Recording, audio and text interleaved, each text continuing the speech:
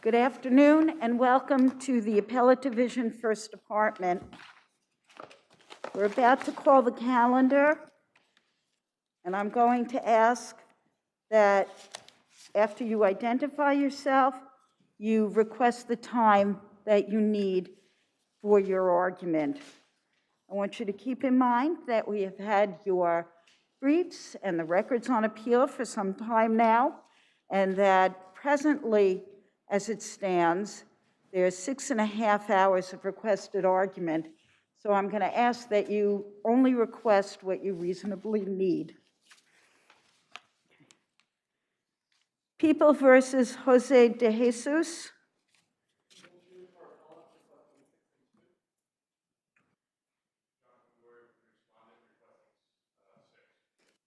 Six, 2, and 6. Disbrow versus Normandy Kondo. Louis Vogel for appellate, requesting 5 and 2.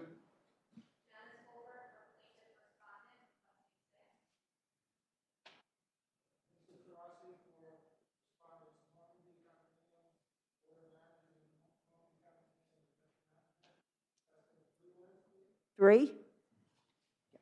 I just want to make sure I heard you. The masks make it hard for everybody. Go ahead. All right, we have one more respondent. 3 minutes. All right, I'm going to give the appellant 5 and 2. The plaintiff, you'll have 5, and the other 2 appellants will have 3 each. L&R Children, submitted. And that is also with J. Colette versus Olungo L, submitted. People versus Damon Bonamere.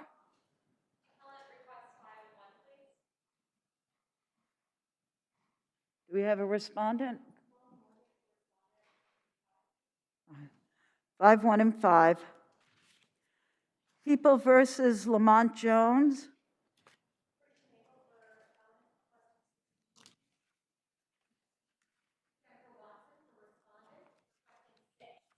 Six, 2, and 6. Thank you.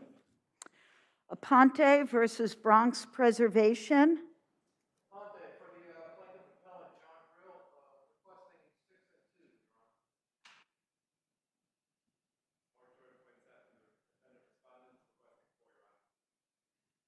All right, there's a cross appeal. You don't want to save anything for rebuttal?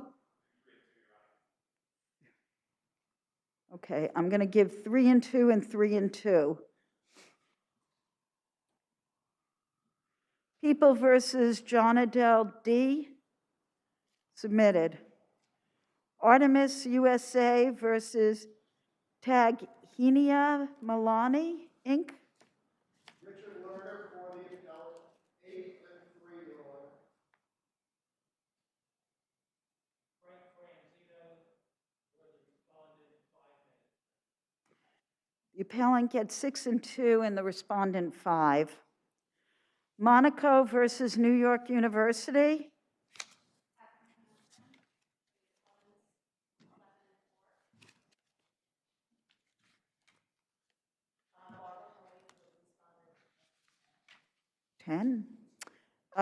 You'll have 6, 2, and 6.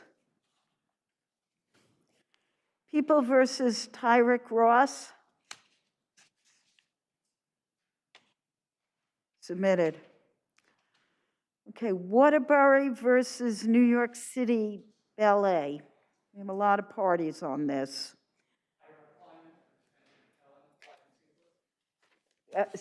Who are you representing again? Finley, okay. You want 5 and 2?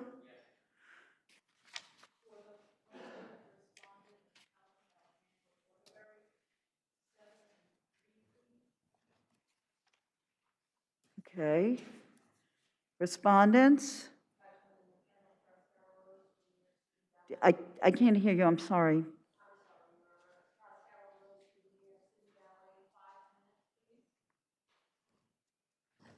Right.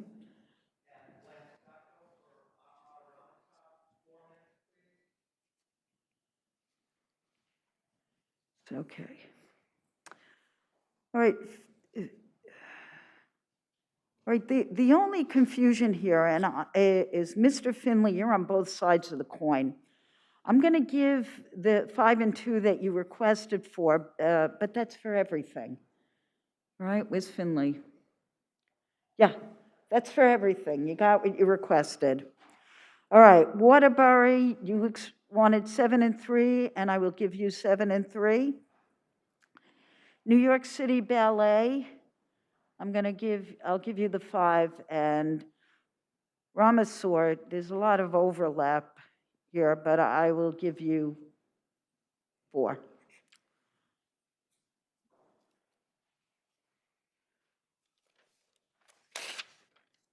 People versus Rivera Morris. Submitted.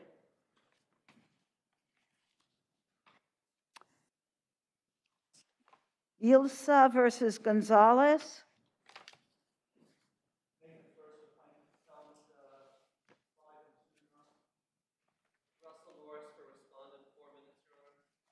All right, 5 and 2 and 4. Thank you. People versus Grant Bias.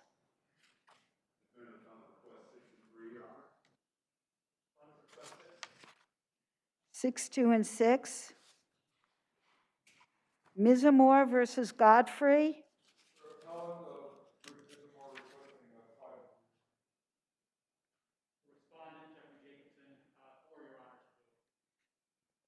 5 and 2 and 4. All right, the next 2 cases we're going to be heard together, and they're Peranzo versus WFP Tower. And that's for both. Okay.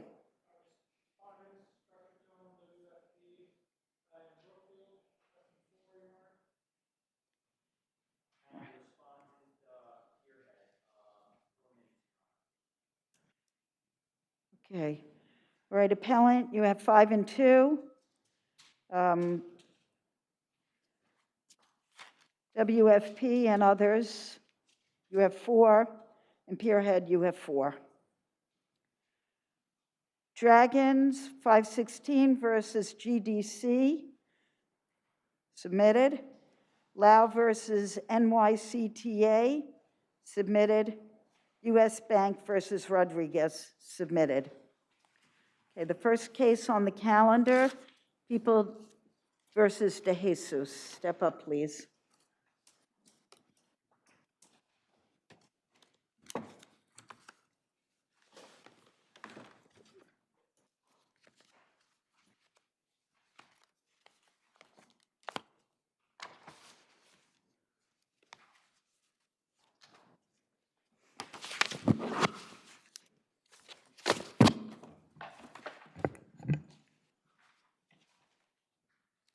You can proceed, Counselor.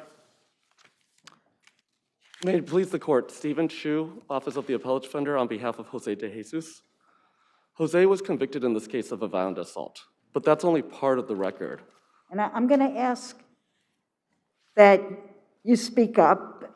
The microphone is on? Go ahead. Can you hear me now? Now there I can. it is. Now we can. There it is. Okay, go ahead. We'll start you again. Go ahead. Jose was convicted in this case of a violent assault, but that's only part of the record. The rest of the evidence tells us that Jose was a teenager with undisputed cognitive limitations, that Abel Martinez, a much older man, moved in with Jose during this period of criminal behavior, and that the sentencing court undercut the plea offer to Mr. Martinez and gave him a sentence of 8 years, 4 years less than what Jose received. Your client wielded the bat, though. Yes, there's no question that our client committed an assault, and we're not arguing that there shouldn't be a punishment. But I think the question before this court is the comparative culpability between the 2 co-defendants. And you don't think that actually wielding the bat that was that was part of the crime makes him more culpable than his co-defendant? Not in this case because of what we see in the rest of the record. I think if you look at the state's brief, they're arguing consistently that our client is more culpable because he was the mastermind. But I think what the actions in this case Was tell- he? Is there evidence that would support that? No, the evidence actually supports that there's a pattern of behavior here where the older co-defendant was the more culpable person. And I want to focus specifically on your question to begin with, because You I say think there that, wasn't evidence that your client was the mastermind. Didn't co-defendant Williams in a video statement say that robbing Gonzalez was defendant's idea? yes, I think co-defendant Williams says that both our client and Mr. Martinez were both involved in this. I think No, but Williams said that the idea of the robbery was your client's idea. It's not Martinez's idea, but your client's idea. that's correct. Ms. Williams does say the idea of the robbery is our client's idea. But I think when we look I mean, at your the... whole position is based on the fact that basically your client has nothing to do with this. But there's evidence on both crimes that it's your client who is, so to speak, the mastermind of the crimes. Yeah, I also think there's evidence in this case that Mr. Martinez has told Jose to take the fall for these cases, has told the co-defendants that that should be the theory. And I think that's why we have to step back and look at the bigger picture here. That there's evidence in this record that was not considered by the court about our client's significant mitigation in this case. That the actions in this case reflect his youth and his age, that his actions in this case happened after he heard Ms. Williams shout out for help, that is resemblance of the reckless and impulsive actions that we consider for youthful behavior. But on top of that, what we have in this case is a very strong record and undisputed claims by psychologists that Jose has from birth suffered from these cognitive limitations. He was born 3.5 months early. He was born weighing 2 pounds, and those developmental difficulties have lasted with him throughout this case. Even at the time of this offense, he was reading at a second grade level, and I think all those facts are relevant to Isn't this. there evidence, Counselor, in the record that there's a psychiatric report and that his IQ levels were such that he wasn't intellectually impaired? I didn't hear the last phrase. That his IQ levels were such that he was not intellectually impaired. We are not making an argument that he is intellectually disabled, as that term is used. But I mean, you make the argument you repeated repeatedly, I would say, in your brief, that his IQ is 73. But you leave out the fact that 2 other IQ exams showed that his IQ is 85 and 83. Yeah, and that's where I want to clarify some misconceptions from the state's brief. This isn't an argument that his intellectual disability removes him from any punishment. That's what happens in the death penalty context when there's intellectual disability. This is an argument that there was mitigation that shows his cognitive limitations. And what the... But even with respect to that, that's disputed, right? Even if you're saying that just reduces his responsibility, that's disputed with respect to what the IQ levels are. It's not disputed, I think, and that's what we're trying to explain, is that this is more than an IQ thing. That's why the physical evidence that the psychologist relies on is so important, because that's based on actual medical, educational, and social science records. It's not just based on his testimony. There's no dispute that he has cognitive limitations, and that's why when you step back and look at this record, the judge had to take into consideration whether that impacted this particular offense. What the judge said instead is that while Weil was warranted on the burglary, it certainly does not change my view of the attempted murder. And that's not how developmental deficits work. That's not the record. But didn't the court also mention that he took into account the circumstances that the defendant, the personal circumstances of the defendant when he did impose the sentence? I thought he said that in the record during the He sentence. said that, and he imposed a concurrent sentence, but that's the same concurrent sentence that Mr. Martinez got. Oh, but point in fact, just to respond, is that the court had all this information in front of him. Well, I think the record specifically has him say that he does not think that's mitigating as to the attempted murder. So he issues a concurrent sentence, but he gives this 12-year sentence. And I think when the court immediately after this plea turns to Mr. Martinez and says, even though the state is giving you a 12-year plea, I'm going to undercut that to 8 years. That's the comparative difference, that's the disparity that we think requires this court to step in and use its interest of justice jurisdiction. I think the question here is whether our client was the mastermind, whether he deserves this 4-year additional sentence, and I see that my time is up, I'll reserve my time for rebuttal. Thank you.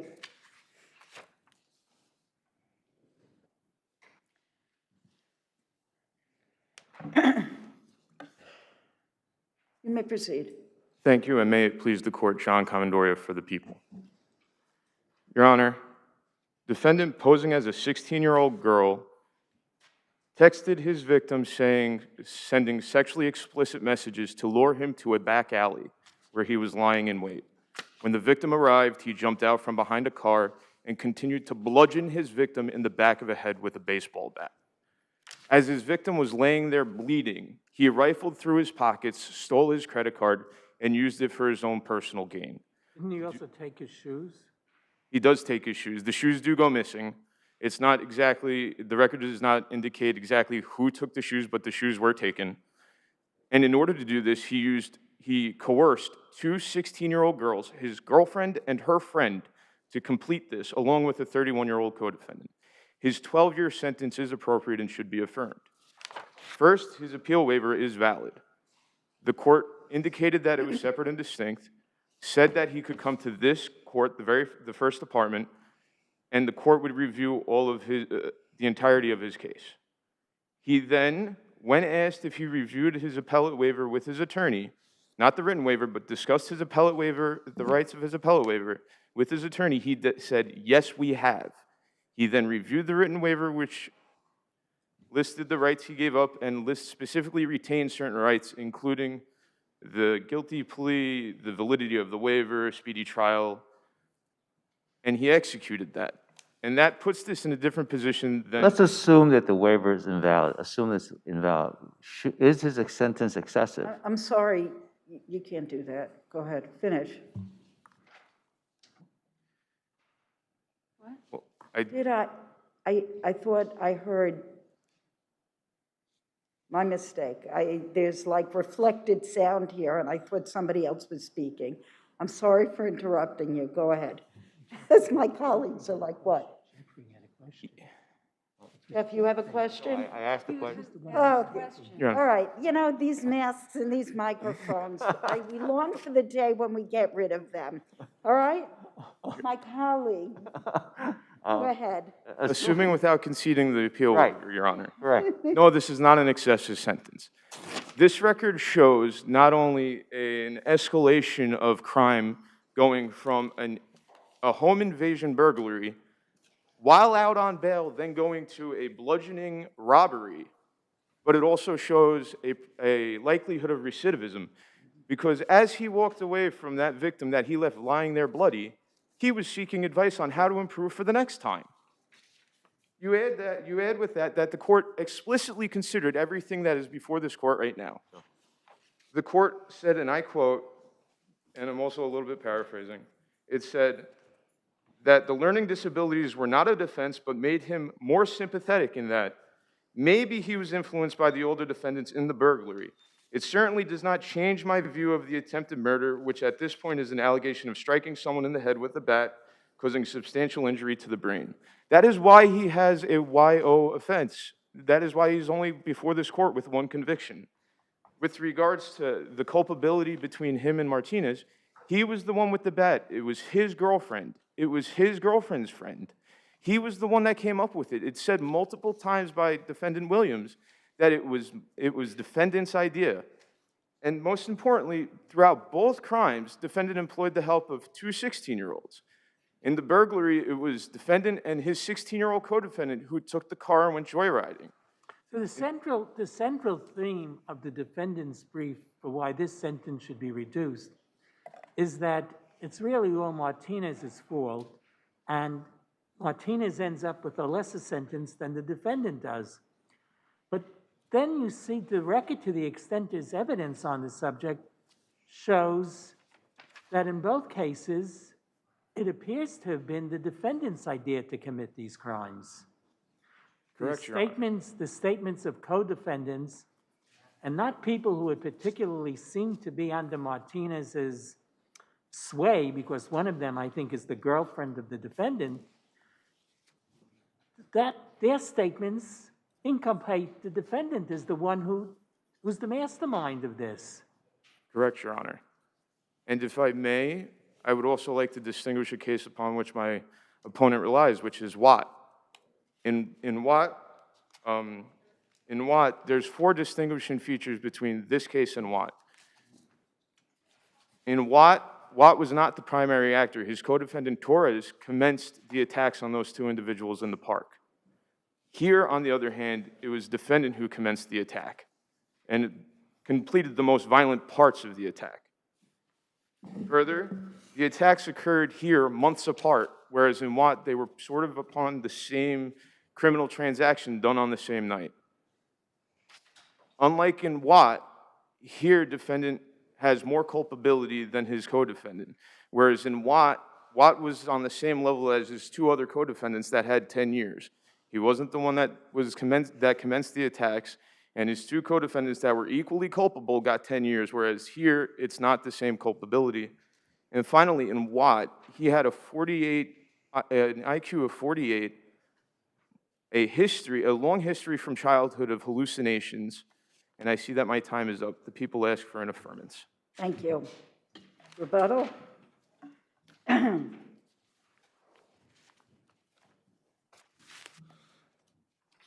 Judge Friedland's point, the record in this case is not clear.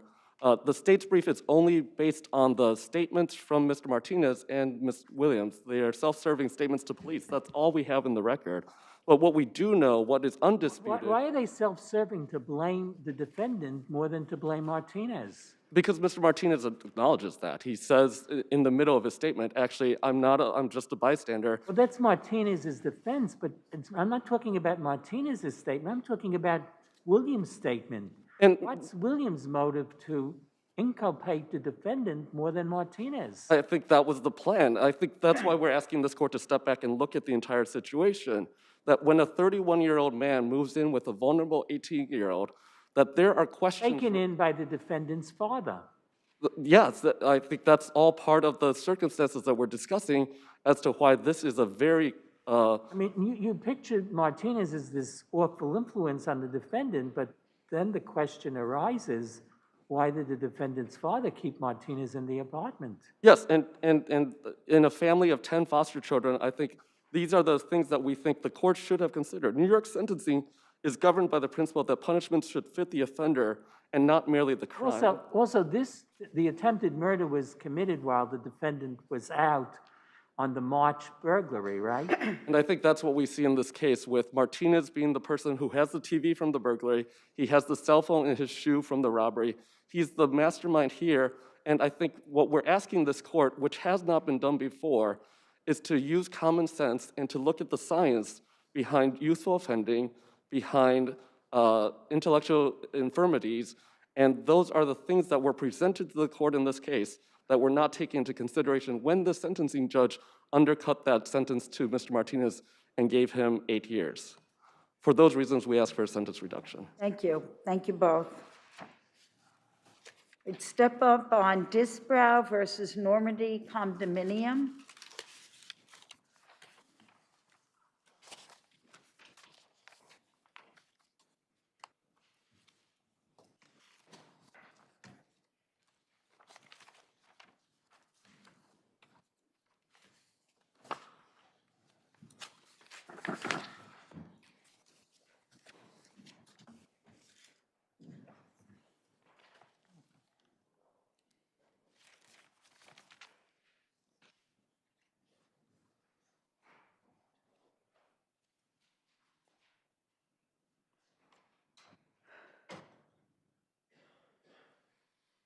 You can proceed. Thank you. May it please the court, Louis Fogel for Appellant Hadash Jacoby. This case involves a condominium in New York. My client, Hadash Jacoby, sold the apartment to co-defendants, the Strongs. The allegations in the complaint are that as part of the sale, my client agreed to repair a refrigerator. Well, she remained in occupancy. It was a little more than that. She was also... It was an occupancy agreement, right? Yes, Your Honor. She was also a post-closing occupancy agreement. That's correct. So we're familiar with the facts. Why isn't there a claim stated in the complaint based on the allegation, and this is a motion to dismiss, based on the allegation that your client was negligent in selecting supervising or instructing the contractor that she hired to repair the refrigerator? Yeah, a couple of reasons. First of all, there's no factual allegations in the complaint. Those are just bald, conclusions that are not entitled, to an assumption of truth. Isn't it true that if it's pleaded, it is assumed to be true for purposes of a motion to dismiss? Not if they're conclusory allegations without any facts, no. What more would you like that it be pleaded to state a claim? What's missing? Well, what's missing is what was done negligently. The only allegation, Well, That they failed to turn off the water? well, that's what the independent contractor did, not what my client did. Well, how do we know, based on the pleading, that it's an independent contractor? Well, because, Your Honor, I think the fair implication, the fair inference from the complaint is that my client is an individual. There's no allegation that my client's a professional in any way as far as repairing these appliances.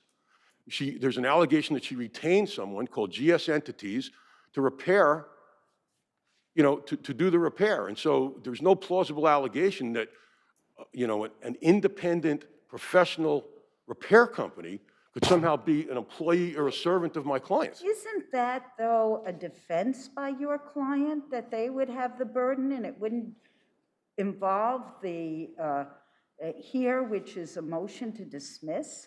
I'm sorry, Your Honor, I didn't hear that. In other words, you're putting the burden on the plaintiff to plead that the person who did the repair wasn't an independent contractor. And I'm saying I don't understand why that's plaintiff's burden. It sounds like it's your factual defense that is not susceptible to a motion to dismiss. Well, again, I think that there has to be, some common sense and inferences drawn from the allegations in the complaint. The inference is that your client hired this person to do the repair. That's correct, Your Honor, but there's no indication that my client was anything other than an individual. There's no allegation that my client had any knowledge or expertise with regard to this, and there's no allegation, frankly. And you're saying that that's required in the complaint? I'm saying that the complaint needs to allege that the defendant who allegedly was negligent was an employee or servant of my client. Why is there a requirement that they be an employee? Well, because if She negligently hired, retained, or supervised them, what does it matter whether they were an employee or an independent contractor? Well, because there's no control, under the law, there's no control of an independent contractor, and that's why you're not But there are liable. exceptions, to that rule, as Judge Kern just pointed out. So who's to say at this point that we know that that your client doesn't fall into one of those exceptions so that she remains potentially liable, even if it is an independent contractor? Well, the exceptions are either that's a non-delegable duty or it's an inherently dangerous situation. Well, if you're negligent in who you retain to do the job. I'm sorry? If you're negligent in who you retain to do the job, you're still going to be liable. Well, Your Honor, that's your own negligence for negligently retaining someone, but all there is a conclusory allegation in the complaint that my client negligently retained GS Entities. There's no facts what made that negligent. There's no indication that GS Entities wasn't qualified for the work. There's no facts whatsoever. But isn't the point now, just to put you on notice what the claim is, and a bill of particulars, discovery, will flesh out the details that you're seeking? I think that's fine if the complaint gives some basic facts upon which the claim. Well, the facts are that you retained, two entities, that you failed to supervise them, and that there was damage. Those are the facts. That puts you on notice what the claim is, and then you obviously have certain defenses that you will raise at the appropriate time. No? I'll say for rebuttal. Thank you. Thank you. All right, let's hear from the respondent plaintiff. You may proceed. May it please the court, Janice Goldberg of Herrick Feinstein for plaintiff respondent. As your honors were just observing. To pick up on that point of appellant's counsel, what do you allege in your complaint which says that the appellant was negligent in retaining Global to fix the refrigerator? The complaint alleges that there was a negligent retention of the appliance repair company, but as your honors were just discussing with appellant's counsel, this is a pre-answer, pre-discovery motion. And we have specifically argued that pursuant to CPLR 3211D, a court may deny motion to dismiss when it appears that facts essential to justify opposition may exist but cannot then be stated. We do not have the knowledge pre-answer, pre-discovery to understand how the respondent came to select this appliance repair company, what the condition was when the appliance repair company was in the unit. There seems to be some factual dispute as to whether the appellant was actually in the apartment or not. We have not had any opportunity to have discovery of those facts. And so for those reasons, the pleading is sufficient, as Your Honor already noted, to put the appellant on notice of what the claim is, and we should be able to proceed to discovery to understand how the appliance repair company was selected, the circumstances of how the repair proceeded in the apartment, whether appellant was present when the repairs were ongoing. These are all questions that need to be explored in discovery, and plaintiff simply does not have, on a pre-answer motion, the facts in her possession. These facts are exclusively within the knowledge and possession of the appellant at that stage of the case. So in addition to Your Honors recognizing that there can be negligent supervision of the appliance repair company, that is sufficient to state a claim against the appellant has also put into the record the issue of the possession agreement or the occupancy agreement, where post-closing of the sale contract to the co-defendant respondents, the Strongs, the appellant took on the contractual obligation to maintain and repair the premises for the period April 1, 2018 through May 31, 2018. And the leak occurred on May 25, 2018 within that operative period of the occupancy agreement. Under the holdings that we cite in Church, X. Rel. Smith, and Polka versus ServiceMaster, when a party contracts to repair and possesses the exclusive management and control of real property, which results in the negligent infliction of injury, that duty can extend to non-contracting parties that are within the zoning contemplation of the services, and that can give rise to tort liability in favor of the plaintiff here because of that duty that was assumed under the contract. Accepting the facts as alleged in the complaint as supplemented by the affidavits as true and according plaintiff the benefit of every possible favorable inference, plaintiff has stated a claim that respondent acted negligently in retaining and failing to supervise the appliance repair companies while performing her contractual obligations under the possession agreement to assume all obligations for maintenance and repair of the Strong unit. And I would just like to also point out that in the trial court, plaintiff had sought opportunity by cross motion for leave to replead if there was a determination that the allegations of the complaint were not sufficient. The court denied that motion as moot because of the decision to sustain the complaint, but we also respectfully submit that if there are deficiencies here, that those deficiencies can be cured with an amended pleading, particularly because plaintiff did not have any of the contractual documents as between the appellant and the co-respondent defendants, the Strongs, prior to filing her complaint. But obviously those materials submitted and put into the record by those parties has really expanded upon plaintiff's knowledge of the relationship between those parties and can certainly be incorporated into an amended pleading that would not be palpably insufficient and certainly would not be prejudicial to the parties who made those part of the record to begin with. Thank you. We'll next hear from the Normandy condo respondents.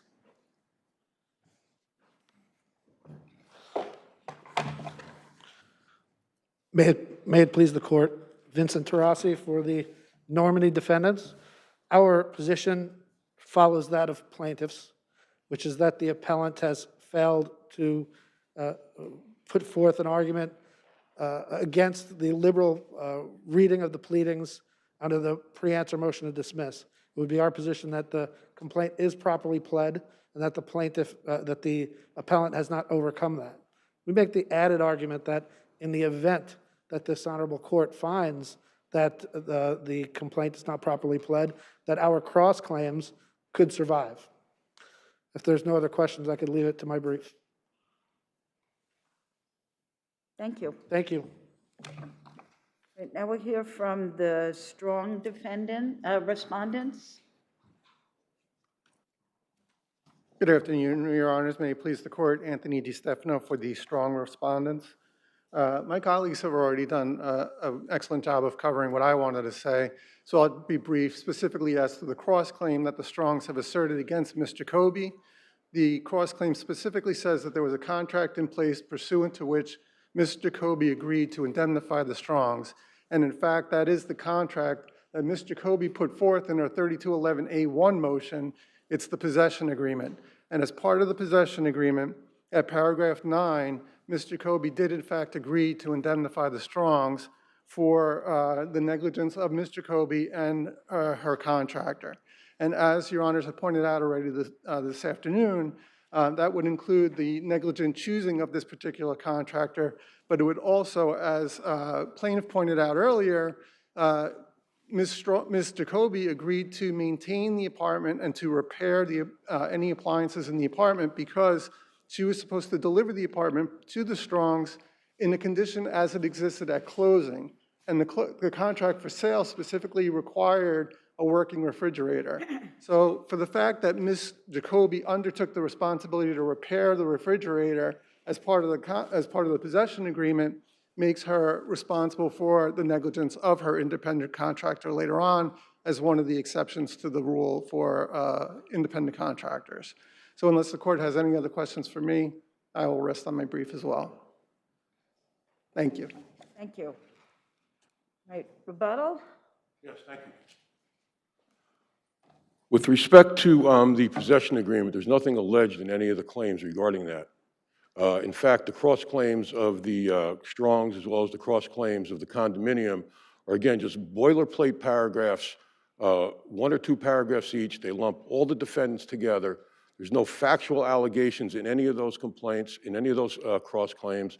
Counsel, isn't there a cross-claim for contractual indemnification based on the possession agreement? There is one cross-claim against all the defendants for contractual indemnification. It doesn't. Right, it's clear, but the only contractual indemnification claim of the Strongs could be the claim against your client, who's the only one who entered into the agreement.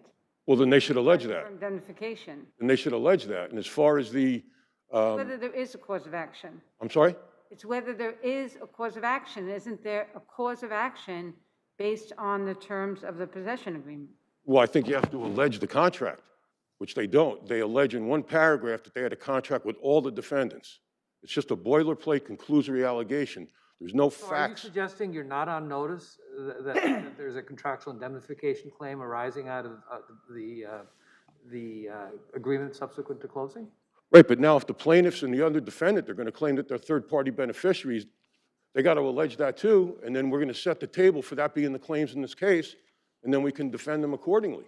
But with respect to the condominium, for example, their cross-claim apparently is based on the fact that they claim as an occupant of the apartment that somehow Mr. Colby was assuming obligations of a Right, unit those owner are based on common law, on common law obligations versus contractual obligations, right? Is there anything, isn't that an appropriate claim under the common law?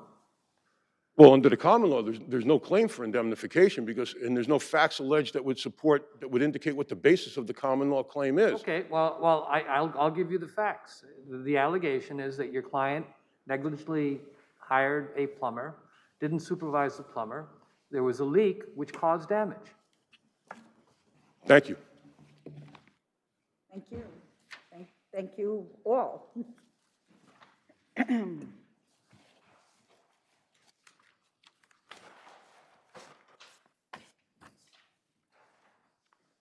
People versus Bonameri.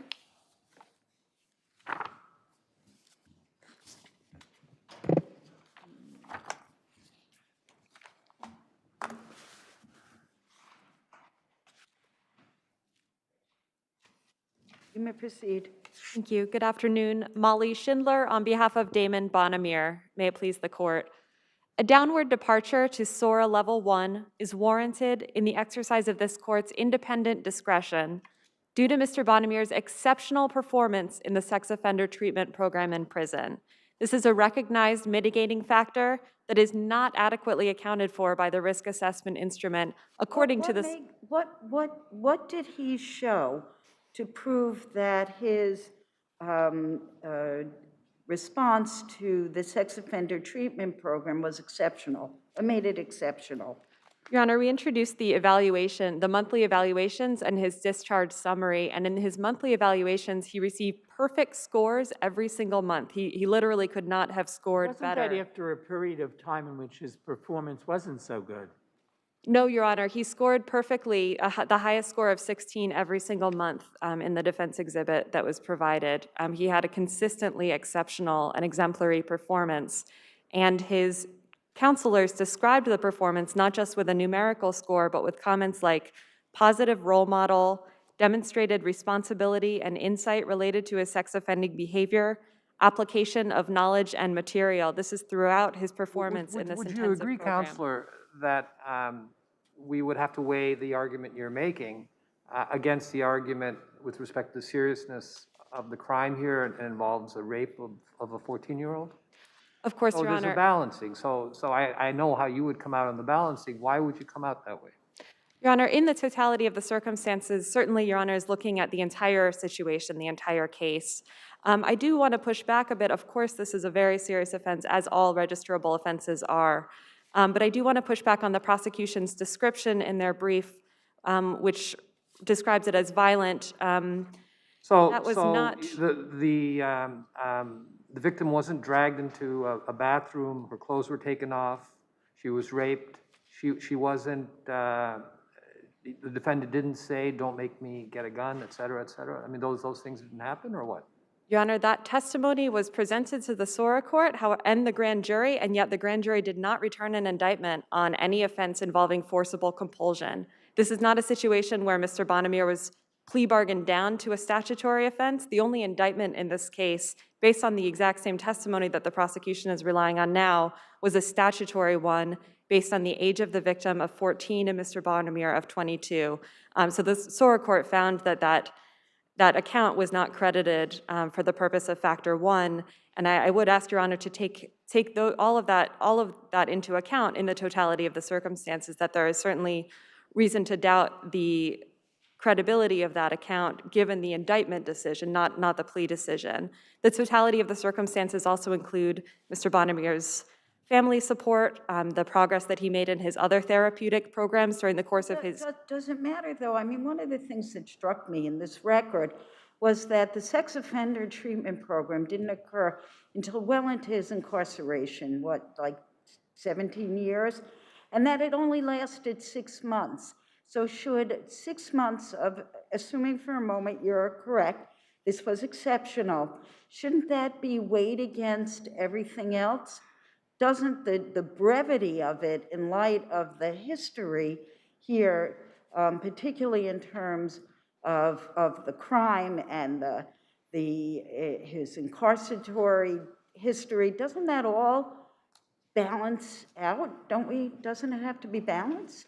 I do agree it has to be balanced, but I would submit his incarceratory history as a whole was a positive one, though he had some infractions, but over 18 years of incarceration, he had 14 infractions, but he also engaged in a number of programs, not just the sex offender treatment program. He had no control over its duration because he was placed in a low-risk program that only lasts 6 months versus the high-risk ones that last over a year. His sex offender treatment will continue. Why did it take so long before he was put in a program? DOCS places individuals in the sex offender treatment program when their release to the community is imminent. That was addressed on the record in the hearing, so it was not something Mr. Bonamir had control over. His family support is also highly relevant to the totality of the circumstances. His wife is a family therapist. She wrote a compelling letter to the SORA court about their relationship, their appropriate, healthy, age-appropriate marriage, the consistent acceptance of responsibility and culpability and accountability that he has expressed to her through the duration of their relationship, the support and concrete ways that she and their family will As late support as him upon October his. 31st, 2018, he was still contending that the circumstances were consensual. Your Honor, consensual is a word that is, legally they were not consensual. In a statutory offense, there's no such thing as legal consent. However, consensual is used in a layperson's But didn't terminology in didn't different the ways. defendant write a letter claiming as late as October 2018 that what occurred was consensual? Your Honor, I believe he meant statutorily, meaning so the difference that I'm making, the distinction that I believe Mr. Bonamier was making, he was describing this as a statutory offense rather than a offense that was non-consensual by virtue of a different reason than age. And the statutory offense is the only one that was ever indicted in this case, let alone pled to. Thank you. Thank you.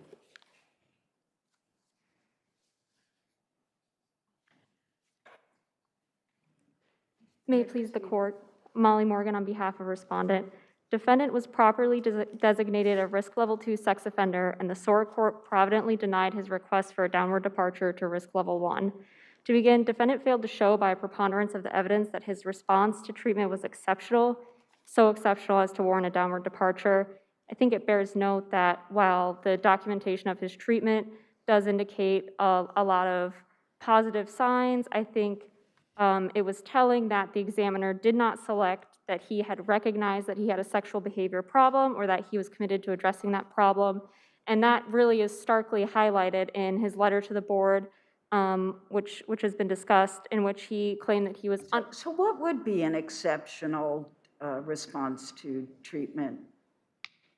Yes, Your Honor. I don't want to discount the positive strides that he made in that program, but I think that really when looking at his response overall, that letter is really telling, where he's still, after having completed the program, disavowing responsibility, claiming that he didn't threaten the victim, and claiming that the sexual intercourse was consensual and that he was unaware of the victim's age. I think this is all really telling that his response really wasn't so exceptional. I would also suggest that the totality of the circumstances don't outweigh the aggravating circumstances present in this case, notably defendant's a violent felon, having been convicted of, among other offenses, first and second degree robbery. And of course, it does bear note that this offense was calculated and did involve violence, especially too viewed in light of the letter that he wrote to the board. Defendant was not entitled to a downward departure. And of course, even assuming that defendant posed a lesser likelihood of recidivism, no departure is warranted because the harm would be great if he did reoffend. Unless the panel has any further questions, the people request that you affirm. Rebuttal. And I'd like to briefly address the discharge summary that the prosecution brought up to characterize his performance as anything less than exceptional. There's a checkbox, essentially, where the evaluator is asked to check all that apply, and there are some, although many positive comments are checked, there are some positive comments that were not checked. But the document itself actually shows that the evaluator apparently did not check all that applied, because there's also a box that says, is involved in a committed age-appropriate relationship. That box was not checked, even though the exact same page says participant will be living with his wife upon release. So the evaluator wrote that in. She was clearly aware of that relationship. So I don't think that does quite the work that the prosecution is attributing to it. The fact that the other positive attributes were, among this document that is glowing in every way. One thing I wanted to highlight is that even though the treatment program he participated in was only 6 months long, as Your Honor noted, unusually, his evaluators did not note that they were recommending him for additional treatment. Now, it's required for anybody as a condition of their sex offender supervision, but the evaluator did not conclude that he even needed any more treatment based on his exemplary performance in this program. My colleague asked you a question, and I'm sorry, I did not understand your response with respect to what your client believes occurred at the incident. I apologize for being unclear. The distinction that I'm making that I believe Mr. I want to know what your client, not the distinction you're making, but what your client believes. Right. He was describing a statutory offense, which is non-consensual by virtue of age, not by virtue of the conduct that occurred. So he did not agree with the complainant's version of events that was not indicted, that the grand jury apparently did not credit either. When he described this offense to the board, he described an offense that was in line with... Was the activity consensual or not? Put aside the statute. Is he claiming that there was consent? Your Honor, I can't read his mind, but with respect to, this was a statutory offense. He was claiming it was a statutory offense. I don't think there's any question that legally it was not consensual. But the facts of the crime are they not that he threatened the victim with a knife? Your Honor, I dispute, and we strongly dispute that those are the facts of the crime because the grand jury did not indict on anything involving forcible compulsion. Even hearing that account, they apparently discredited it because there was no indictment of that account. The only indictment is a statutory offense by virtue of age. The only non-consent is by virtue of age. So in other words, what you're arguing is that in fact, the activity was consensual, except for the age? Except for the age, yes, Your Honor. And, okay. Thank you. Okay, thank you. People versus Jones.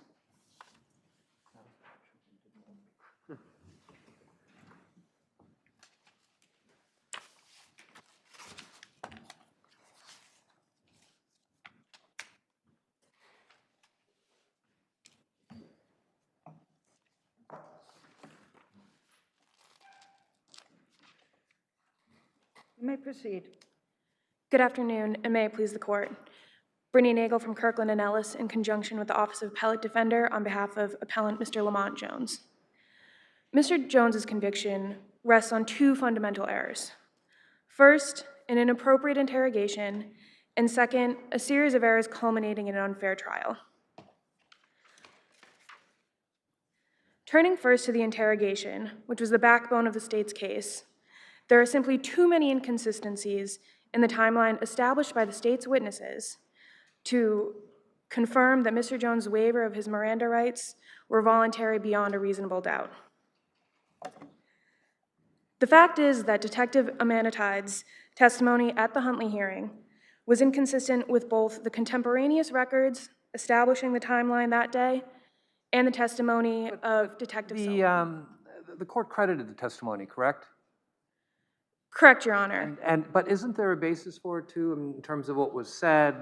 The defendant was given breakfast, coffee, and then the interrogation started later. I mean, is there really something that inconsistent? Yes, Your Honor. The problem with that narrative is that that is not what the detectives testified to.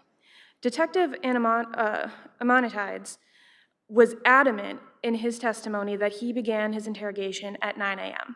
He did not testify to that once or twice. He testified that that is when the interrogation began. When did he say he arrived at the precinct? He stated he arrived for his tour at 9 a.m. this morning, and he went in to meet He says Mr. he Jones. arrived at 9 a.m. in the morning. He gave him breakfast, and he started that interrogation immediately? Your Honor, his testimony was that he arrived at the station and he went in to meet Mr. Jones. He never actually testified that he was the one that provided Mr. Jones with breakfast. That was something that came up that he But confirmed. breakfast was provided.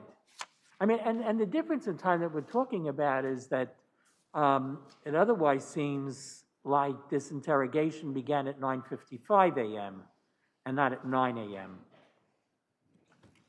Right? That's the time differential.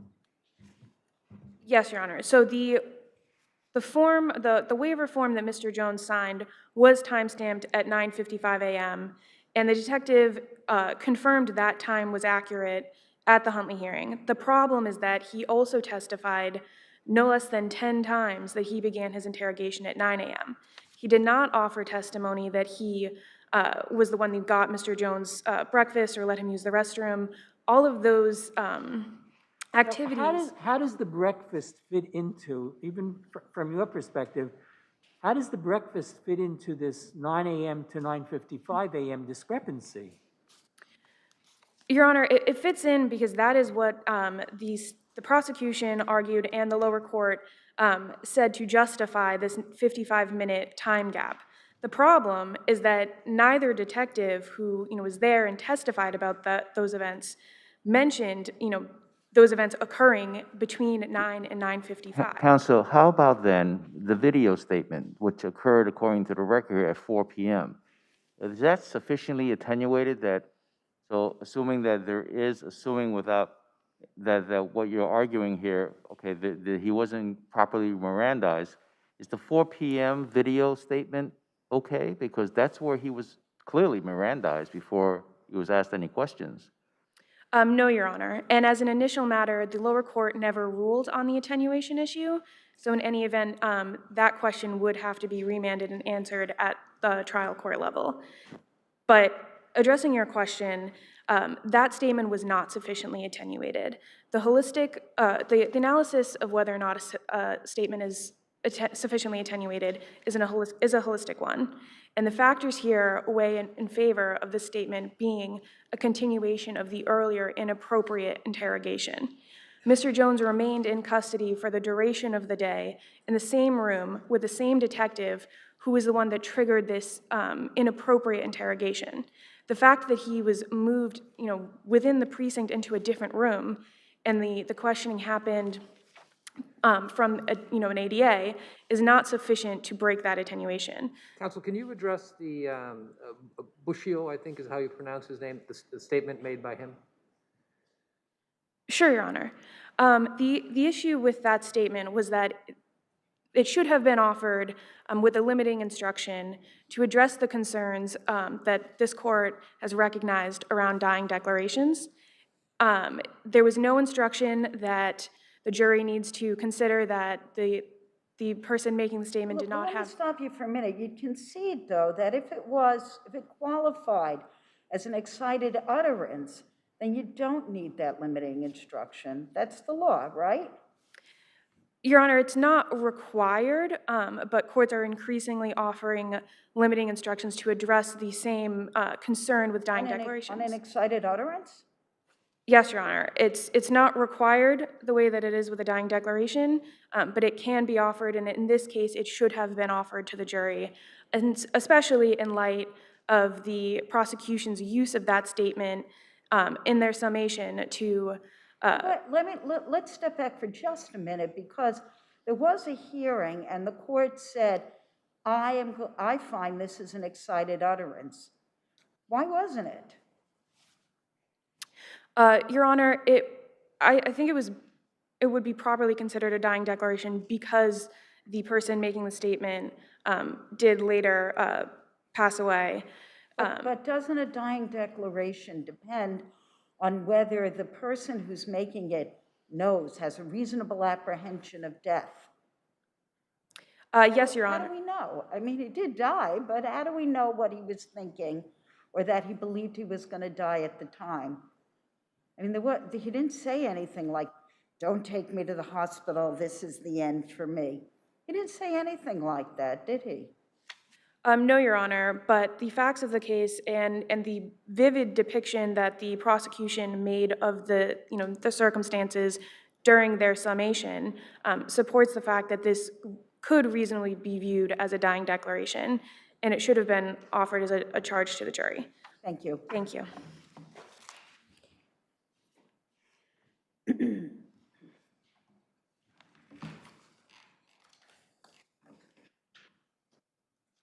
You can proceed. Thank you, Your Honor. Good afternoon, and may it please the Court. Jennifer Watson for the Office of Darcel D. Clark. The people respectfully request that this Court affirm the judgment of the Bronx County Supreme Court. Let's take the last point first. If it was not a dying, well, could have been a dying declaration, but it was admitted as an utterance, should there have been a limiting instruction for an excited utterance? No, Your Honor. Is there any requirement that there's a limiting instruction for an excited utterance? No, Your Honor. Although this Court does not seem to have addressed the precise argument defense counsel is now advancing, both the Second Department and Fourth Department have explicitly held that hearsay statements admitted as excited utterances do not require these special limiting instructions, unlike dying declarations. And defendant's current insistence that some sort of limiting charge was required for an excited utterance is not supported in law. Defendant cites to cases discussing dying declarations and the associated jury charge. And as Your Honor precisely observed, the dying declaration charge would have almost been misleading on this record because there was not sufficient proof that Buscio spoke while under a sense of impending death with no hope of recovery. Well, he was shot 5 times. I mean, Yes, Your Honor. not a good situation, no? Yes, Your Honor. He was indeed seriously and injured. how long was it, which I don't remember, before he died? He died later that night, Your Honor. So, an hour, 2 hours, a few hours? How many hours passed? The record is unclear about how many hours precisely. The detective testified that when he reported to the hospital later that night, he was informed that the victim had died. But the fact that the victim ultimately, unfortunately, did pass of those injuries does not limit the people's theory of admission of those hearsay statements to that they can only be admitted as a dying declaration. And as Your Honors observed, in this case, there was a pretrial hearing where the neighbor, Halstead, testified about the circumstances surrounding that hearsay declaration from Buscio. And he made clear that it was admissible as an excited utterance, and defendant essentially has conceded that. The prosecutor only offered this theory, and the court stated the hearing was limited to that issue. Part of the rationale for admitting statements as excited utterances is that they have sort of an inherent reliability because they are, quote, impulsive and unreflecting responses of the declarant, possessing a high degree of trustworthiness. And in this case, the prosecutor's remarks on summation were exactly in line with that rationalization. He argued that the jury should credit that hearsay declaration because the victim had been shot 5 times mere moments before.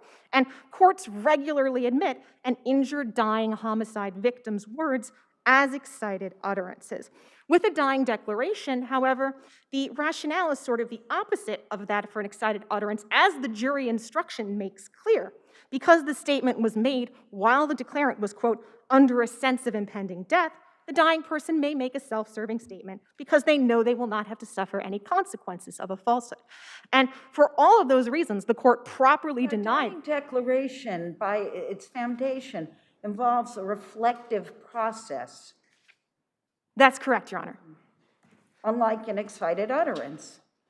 That's correct, Your Honor. And with respect to defendant's arguments about the statements, the court properly denied his motion to suppress his oral, written, and video statements confessing to the murder of Buscio Seeley.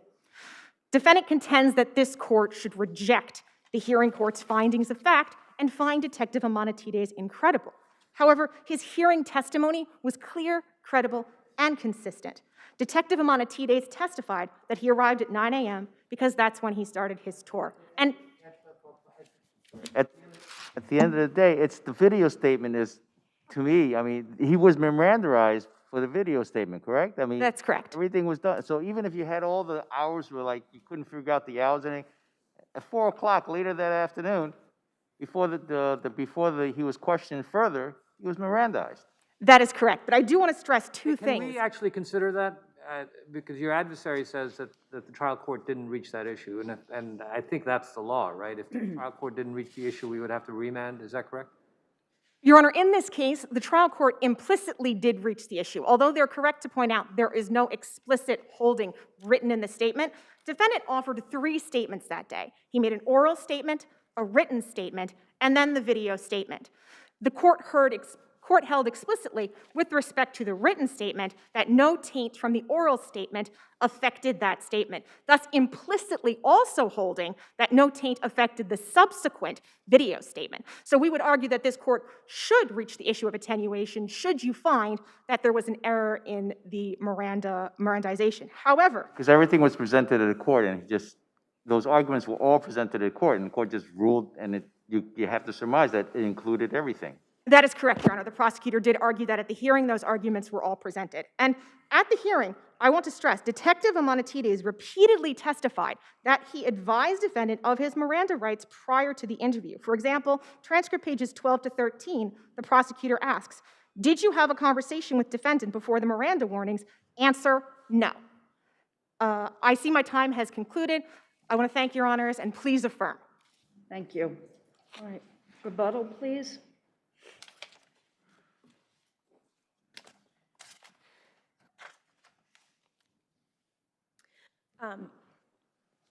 One quick point on rebuttal, Your Honors. Yeah, the light is on because 2 minutes is the warning. Go ahead. I see you looking at it, that's why. I'll start you again. Go ahead. Thank you. You get the full 2 minutes. Go ahead. Thank you. Your Honor, the final video statement was not sufficiently attenuated from the earlier statements, and while the state would like to argue that it was reached implicitly, it's something that must be considered by the court that was not addressed earlier. The holistic analysis here points that there was not a break in the questioning of Mr. Jones sufficient to argue that that statement is valid. He remained in custody during the duration of the day. He remained in the custody of that lead detective, and the fact that he was Mirandized again at 4 p.m. is not enough to break that chain. There is a reasonable view that he was not under the impression that that earlier questioning had ended and that this began a new statement and a new line of questioning. And so this court should find or should remand this for, to be considered by the lower court, but should come to the conclusion that that statement was not sufficiently attenuated. If there are no other questions from the panel, we rest on our record. Thank you. Thank you. And I understand you're appearing here pro bono, is that correct? Yes, Your Honor. All right, we're going to thank you for your service, and please extend our thanks to your law firm as well. Thank you. Thank you both.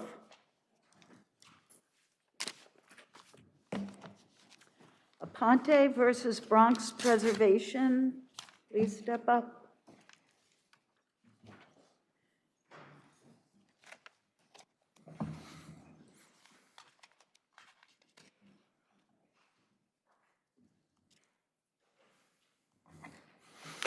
For the plaintiff, appellant Aponte, John Grill, may it please the court, counsel.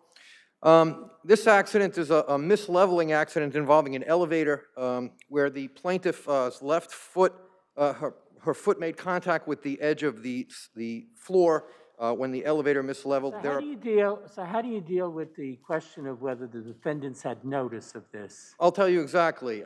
This condition occurred approximately twice a month on the first floor where there's a laundry room.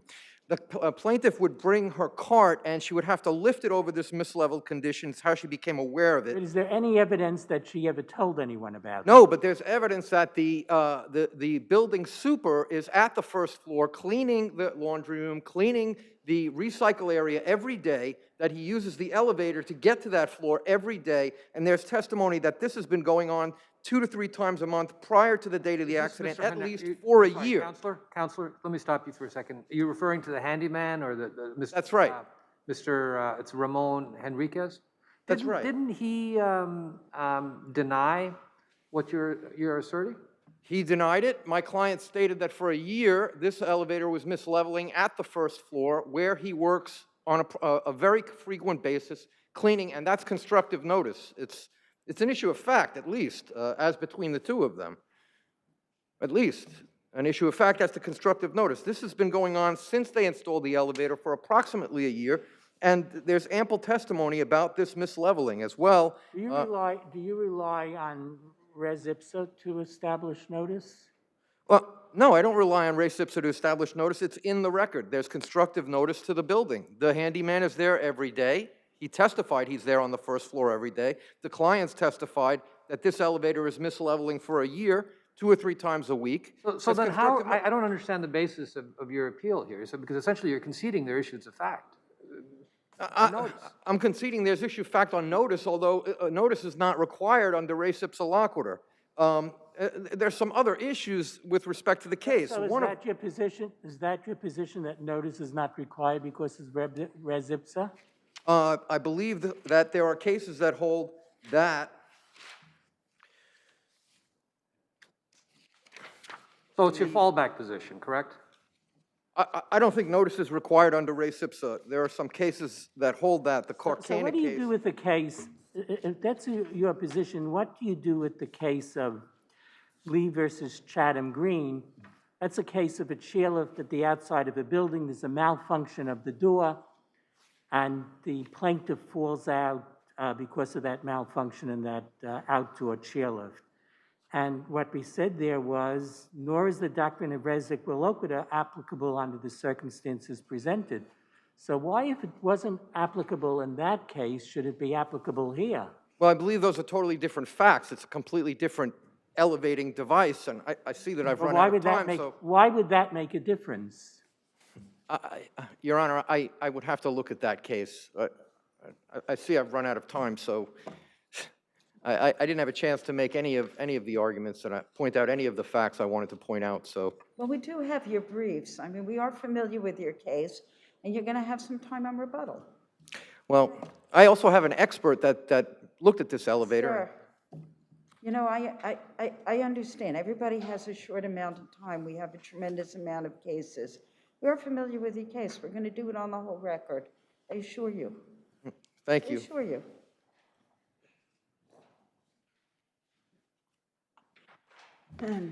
May it please the court, your honors. Mark Jordan Poinsett for the respondents.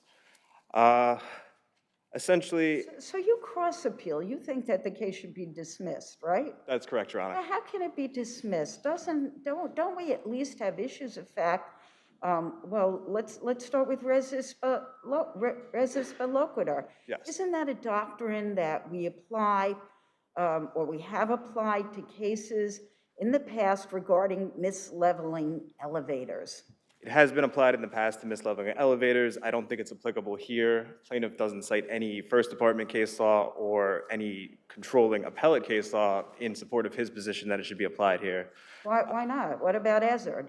Ezard is one. However, I think this accident. Right. You said none. Ezard. Well, he relied mainly on Carcana, which was. Okay. But in this case, I think the main issue is that he alleges 5 different entities have exclusive control over this elevator, which is not plausible in this situation. Where they're related in terms of control, we haven't eliminated res ipsa. You said, gee, it's a question that can go to the jury, correct? That's correct. That's correct. So why is this distinguishable? I also believe there's evidence that plaintiff may have caused this accident herself or contributed to it by tripping, by not looking down while. But that doesn't get you summary judgment. That gets you a nice trial. That's very true. Well, my argument in support of getting summary judgment is that there was just absolutely no notice to either the property Right, manager. and now we get back to the original issue that we asked your adversary about. If the doctrine of res ipsa applies, can't the jury infer notice? They can infer negligence. Isn't that part of the doctrine? That is part of the doctrine. I just do not believe it applies here. I do not believe he has adequately stated that it's applicable to the facts in this case. Does his contention regarding constructive notice create an issue of fact? That would be a recurring condition that was obvious to anybody who was using the elevator in the first floor laundry room? That would be the only question of fact, but I don't think that's fully supported in the record. I think Mr. Enriquez stated fairly. He only needs one issue of fact. That is true, but I do not believe that the record supports that issue of fact because Mr. Enriquez, who has been the handyman there for the 16 years, the elevator was replaced 2 years prior to this incident. He states that there's no issue, he had no prior issues of shaking or misleveling that would have led him to. If we accept that, wouldn't we be essentially making a determination with respect to credibility between what the plaintiff says and what the handyman says? Well, what plaintiff has said, I mean, plaintiff's argument as to constructive notice is, there's obviously no actual notice here. Plaintiff complains about this allegedly happening over the course of 2 years, but Mr. Enriquez, who has ridden this elevator more, arguably, has stated that this never happened before. Okay, thank you. Thank you. Rebuttal? I'll be brief. In Morahone versus Race Construction Company, 7 New York 3rd, 203, the court held that in rare cases, a plaintiff may win summary judgment on a res ipsa theory when the circumstantial proof is convincing and the defendant's response is weak. An important point in this appeal is the fact that there are specific records, leveling accuracy reports, which are supposed to be submitted under the contract, which were never turned over, they were never Do you found. know whether they even exist or were ever created? You know, the elevator company wasn't even sure that they had them, that they had ever been created, but it was supposed to be done pursuant to the contract. Leveling accuracy reports. There's no evidence of So them. there really isn't a spoliation claim. Would you agree, just based on the statement you made? I believe there is a spoliation claim. Well, what is it? Was there an intentional destruction of records? Was it negligent? Sounds like there were no records. There was a conditional order by Judge Douglas to produce subsequent records for repairs of this elevator. They were never produced. They were never located. The documents, the repair records stop approximately 10 days before the day of the accident, and no subsequent records were shown. Start testified that a defective sensor would be what results in a misleveling condition.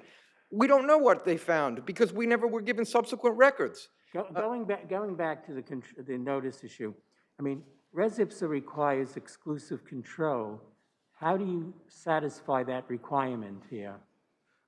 The issue of exclusive control in the cases that are cited in the briefs applies to more than one defendant. They have to be related, though, right? Well, Can't be strangers. Well, there's the building owner, the building manager, and the elevator company. They're all related with respect to running the building and fixing the elevator. But I believe I've cited cases which say that the exclusive control element applies. What is the relation you see between the elevator maintenance company and the landlord? What is the relationship? Yeah. How do you find them related?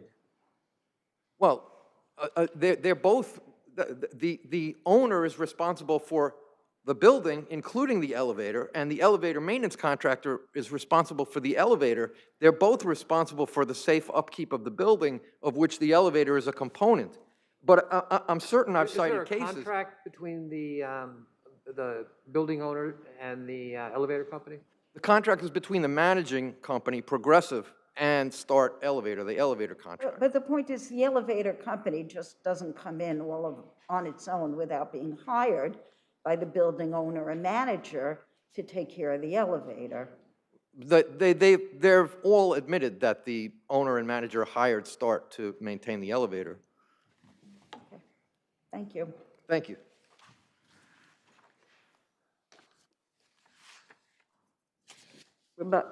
We have a rebuttal on the cross appeal.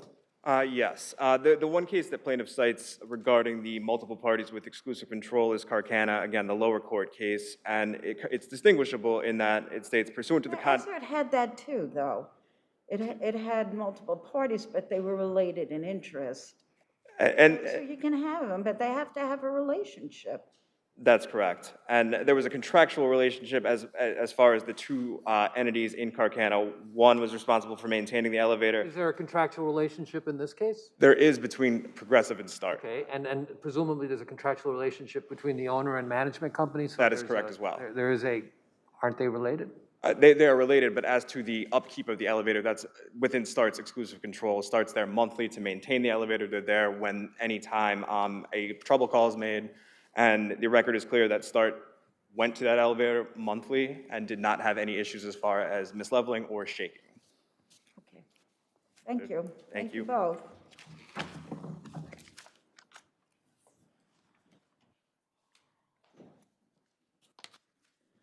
Artemis versus Taghenia, Melania. I'm sorry if I mispronounced that.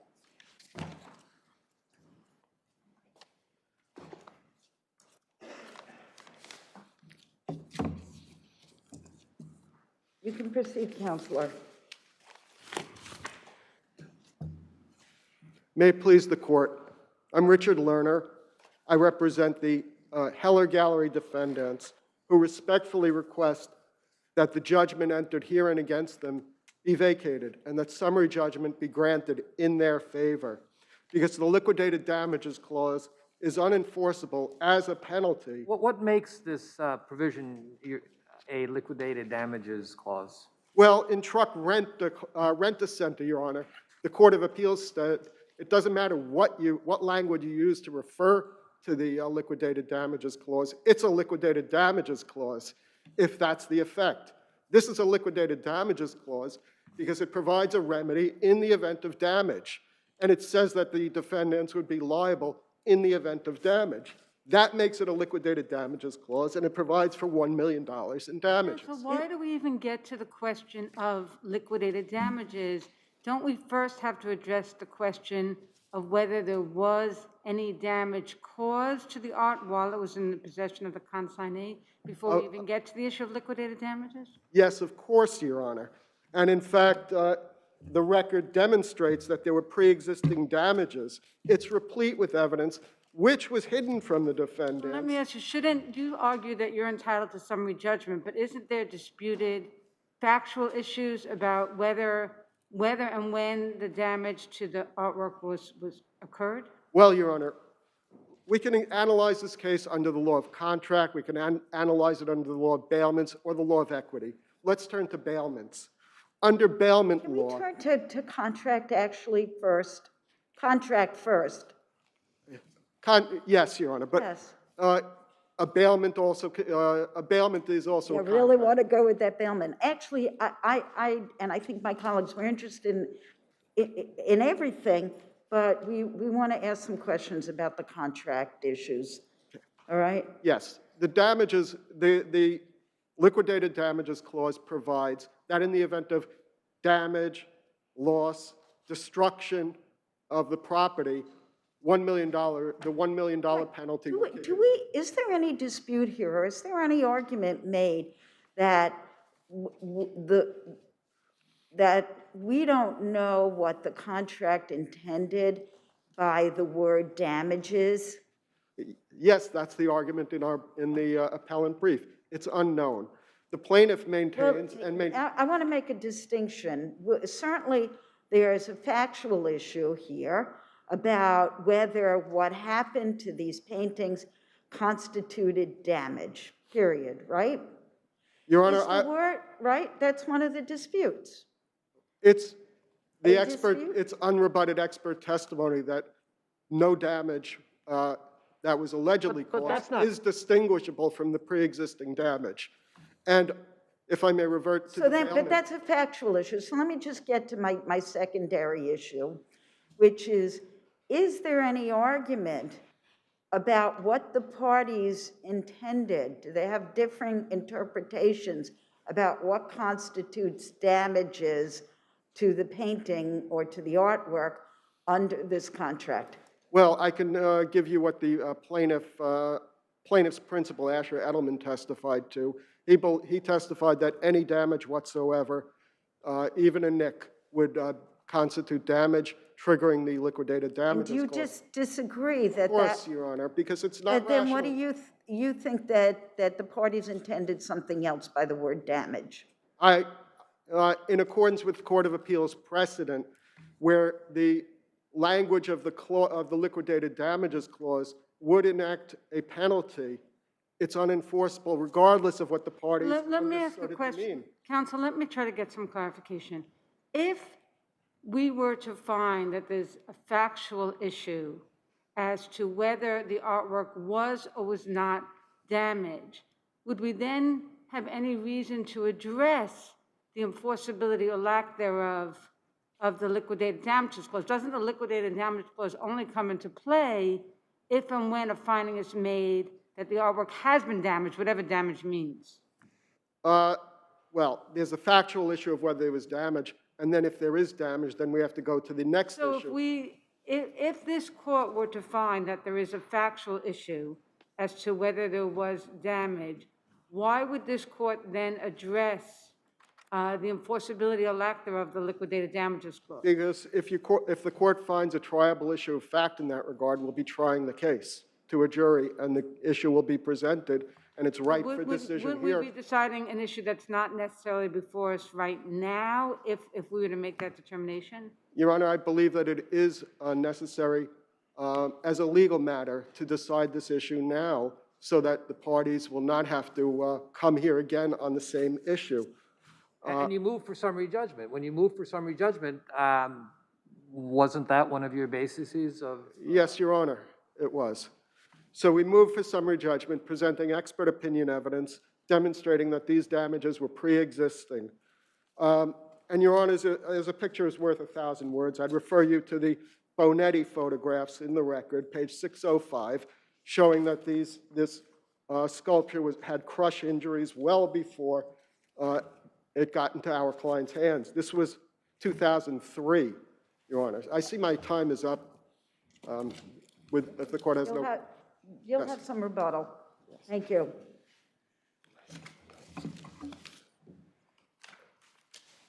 Good afternoon, Judges Frank Franzino for Artemis and the Edelman Art Gallery.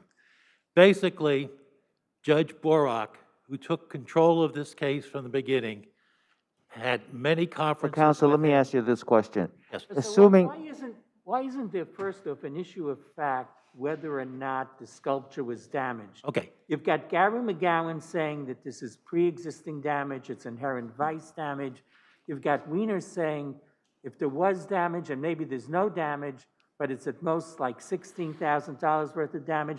And then you have the Lila Heller Gallery form, which says that there's no damage. You have the Hillary Gallery in the beginning. Before, right, that before there's saying no that they're damage. just scratches. Right, and then McGowan says that whatever damage it is, it happened before it came into the defendant's hands. Well, Judge, we have before it went to Dubai, we have the report of the Heller Gallery saying it just scratches. Then It's an unsigned report. Excuse me, sir? It's an unsigned report, right? Right. But it was a report given to us by the Heller Gallery. Right. Then we have when it gets back from Dubai, we have the insurance people saying that there were damages. They're insurance people for their insurance saying that there were damages. yeah, because your clause here, when it talks about damages, there's no sort of limitations or explanation like reasonable damages or whatever. It just says damages, right? That's right, and Judge Borak took control of that. Well, a nick is a nick, and that's What a damage. he said, these are sophisticated people. These are sophisticated art people. It's not me or your So artist. then why then, assuming that there is a damage, why then is this liquidated damage clause not a penalty? $1 million, that's kind Because of, it's kinda not $1 million. They will get the art back, and they then have a claim against the insurance company. Justice Borak really thought that this was important. The insurance is $1.5 million. $1.5 million. And let's assume, counsel, let's assume that the defendants are correct and that the damages are under $20,000, right? So they're essentially paying $1 million for $20,000 worth of damages, correct? They're getting the work of art. Hold on, isn't that liquidated damages? Isn't it a penalty under those circumstances? Not if they're getting the art back, Judge. Yeah, but the agreement doesn't provide for the art to go back. That's something that was developed in order to answer the very point that Judge Singh has just raised to you. That was something which Judge Borak, in his lengthy argument, took control of, that they would get the... Yeah, but so in other words, we should sanction courts rewriting agreements? I mean, I understand the equities of the situation, but looking at the language of the provision, isn't that what we should be focusing on? As to whether or not, assuming there are issues of fact with respect to damage, whether or not this is a liquidated damages provision. Well, Judge Borak really stressed the sophistication of the parties here, Judge, and what they knew about the art field. And they entered into this agreement knowing that there was a lot of insurance, and if there was any damage whatsoever, that it would be But let me returned. stop you, because we all respect Judge Borak, absolutely. But the question is, let's look at the contract. Does the contract provide for the return of the art in the event that there's a damage and payment is made under the damage provision? It doesn't provide that, but what else could it mean? What else could it mean? It could mean that they pay $1 million and that's what they pay. But we have no intention of doing that. Well, Mm. I mean, We have no quite- intention of doing quite that, Judge. generous of you, but I'm not sure that If it was, it's not a gift. I if it was don't. late, for example, and we have a claim that it was late, But the we would also, they would have the work of art. That's right, and the judge made a determination and said well, I don't know that they get the work of art, but the judge said that the lateness claim was de minimis and didn't amount to a breach of the contract. In other words, we're all bound by the contract here. True? We're bound by the contract, Judge, that's right. Counsel, I'm sorry, could you address also the fraudulent inducement claim? Because the claim here is that the artwork was purchased prior for a lot less money and that it went through substantial work in 2003, which wasn't disclosed to the defendants. Why isn't that a valid issue for trial? Well, fraudulent inducement, you'd have to show justifiable reliance, Judge. And what did they rely upon this? These are art dealers. They could have made their own determination.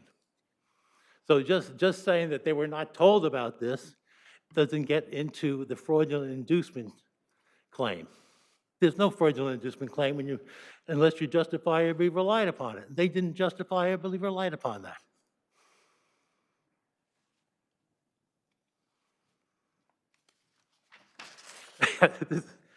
This is hard with the mask. I'm sorry, Judge.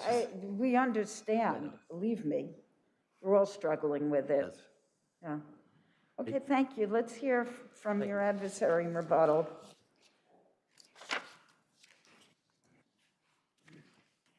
Your Honors, I heard counsel use the phrase sophisticated parties many times during the argument, and yes, they do have sophistication in the art, but I would turn your attention to a recent decision of this court, Trustees of Columbia University against D'Agostino Supermarkets, in which this court upheld the finding that a liquidated damages clause was unenforceable. And I cite it to Your Honors because of the caption, Trustees of Columbia University versus D'Agostino. Well, let me stop you there They for are a second. sophisticated. Counsel, let me stop you for a second. You're not claiming that this is not an issue of fact for trial. The enforceability of the Yes. clause. No, it's an issue of law. Okay. So What I'm getting at, well, but if the damages actually were, say, at trial, were determined to be $1 million, then obviously those are the ascertainable damages, and that's what they're entitled to, right? that's what Well, that they would be an issue entitled for to, trial, but it so would be apart from the liquidated damages clause. And I mention this case because these are sophisticated, presumptively sophisticated parties. Columbia University, D'Agostino Supermarkets, and this court still upheld the dismissal of the liquidated damages clause, the nullification of the clause, even though they're very sophisticated parties. How did you reasonably rely on, I guess, a representation of the plaintiffs with respect to entering this contract? Because, Your Honors, it's a tenet of Anglo-American jurisprudence, and it goes much further back than Anglo-American jurisprudence. Every mercantile agreement has an implied provision of good faith and fair dealing. This was not good faith and fair dealing. This was the fact that this piece of art had been restored and had so many inherent vices was not disclosed to our client. Now, if this were... There was a duty to disclose?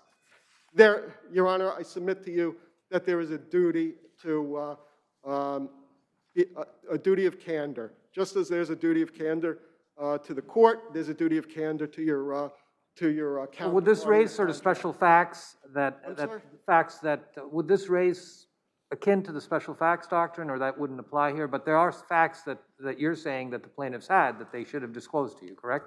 There are facts that the plaintiff had that were not disclosed. In fact, if I may continue for a moment, in fact, it wasn't even disclosed during discovery.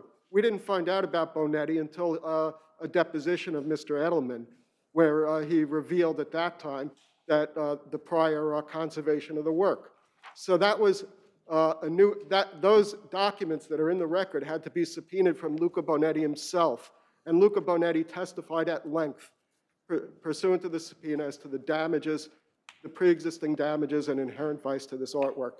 May I have 30 seconds to make one final point? No, not if you're going into another point. As I've said to everybody, we have your briefs, and we're going to consider everything.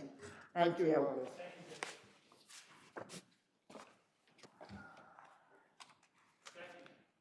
Thank you.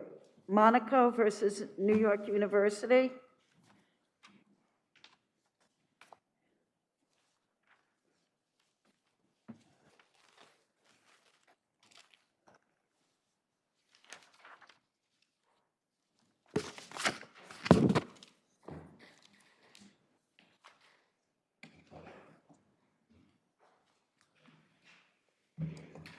You may proceed. Good afternoon, Your Honors, and may it please the Court. Catherine Hansen arguing on behalf of the appellants, Drs. Marie Monaco and Herbert Samuels. Appellants are entitled to summary judgment on 2 of their claims. Summary judgment for appellants on these claims would fully resolve of the claims in this case, and the Court would not have to reach the remaining claims. First, Dr. Samuels should be granted summary judgment on his claim related to his 2001 contract.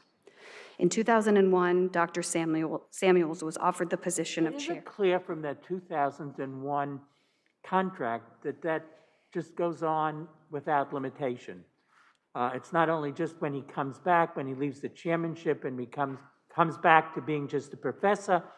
Does it go on after year after year after year, even though there may be changes in the payment schedule, as there was here when they say you have to raise money or your salary is going to go down? At what point does that agreement come to an end?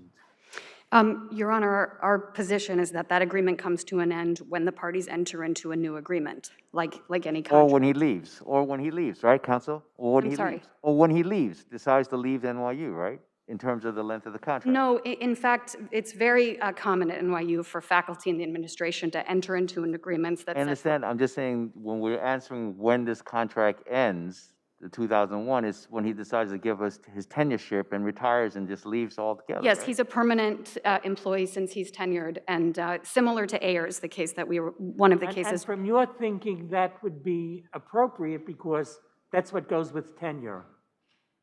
Well, it's clear on the face of the contract, in our opinion, and yes, because he didn't. Address I'm that. sorry. How is it clear on the face of the contract that that the faculty handbook will never, ever be looked at in terms of determining what the rights and obligations of the parties are? That the handbook, I'm sorry. Faculty the handbook will never come into, I mean, we wouldn't look to other policies, the policy where you have to raise soft money, for example. Your Honor, that's not our position. Our position is that Dr. Samuel's employment is still governed by the handbook, and it's superseded by the 2001 contract. So his tenure rights, his faculty. But where is there a guarantee in that 2001 contract saying it's going to continue at the $200,000 and change for as long as he's a faculty member? Well, if Your Honors don't agree with us that the contract is clear and unambiguous on its face, we believe that the extrinsic evidence can lead to only one conclusion, and there's a few points to make on that. One is the language that was removed from the initial draft allowed NYU to reduce Dr. Samuel's salary in the future, according to policies then in place. Dr. Samuel. Would that raise an issue of fact? If there is an ambiguity, wouldn't the defendants be entitled to a trial for a fact finder to make the determination? There are no facts in the record. It's undisputed that that was in the draft, drafted by NYU. It was removed at Dr. Samuel's request.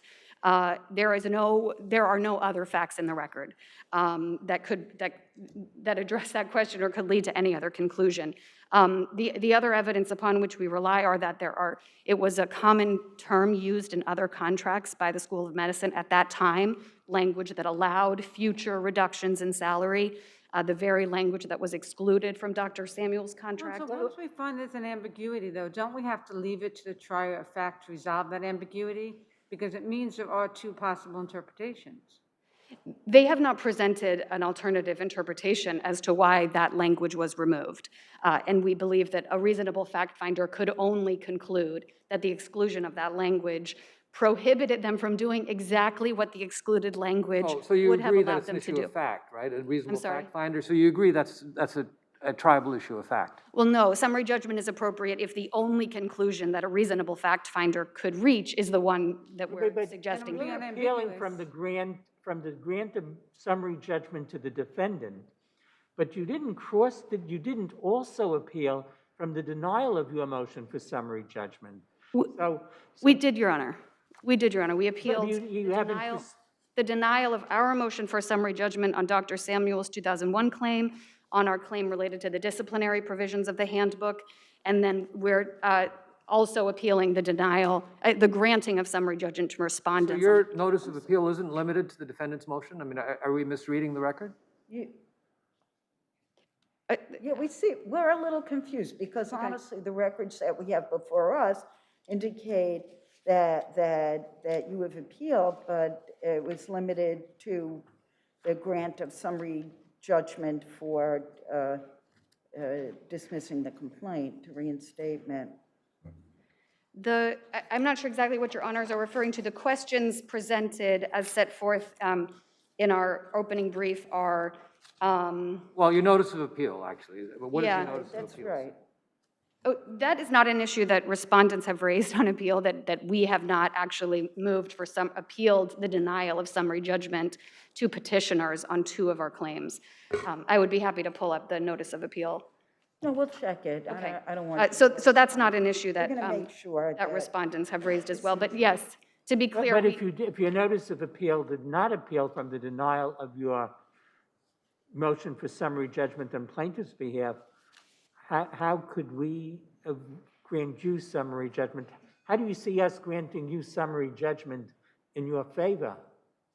Your Honor, we believe that we did. We appealed, we moved for summary judgment before the trial court on 2 claims, the 2001 contract and the disciplinary provisions. That motion for summary judgment was denied and granted to respondents. We then appealed the denial of our motion for summary judgment and the granting of respondents' summary judgment on those 2 claims. In terms of the economic security clause, in that case, we are simply asking for a trial because we believe there are extensive disputes of fact about what the meaning of the economic security clause is in the handbook, which is, a foundational, well-respected and well-understood element of tenure.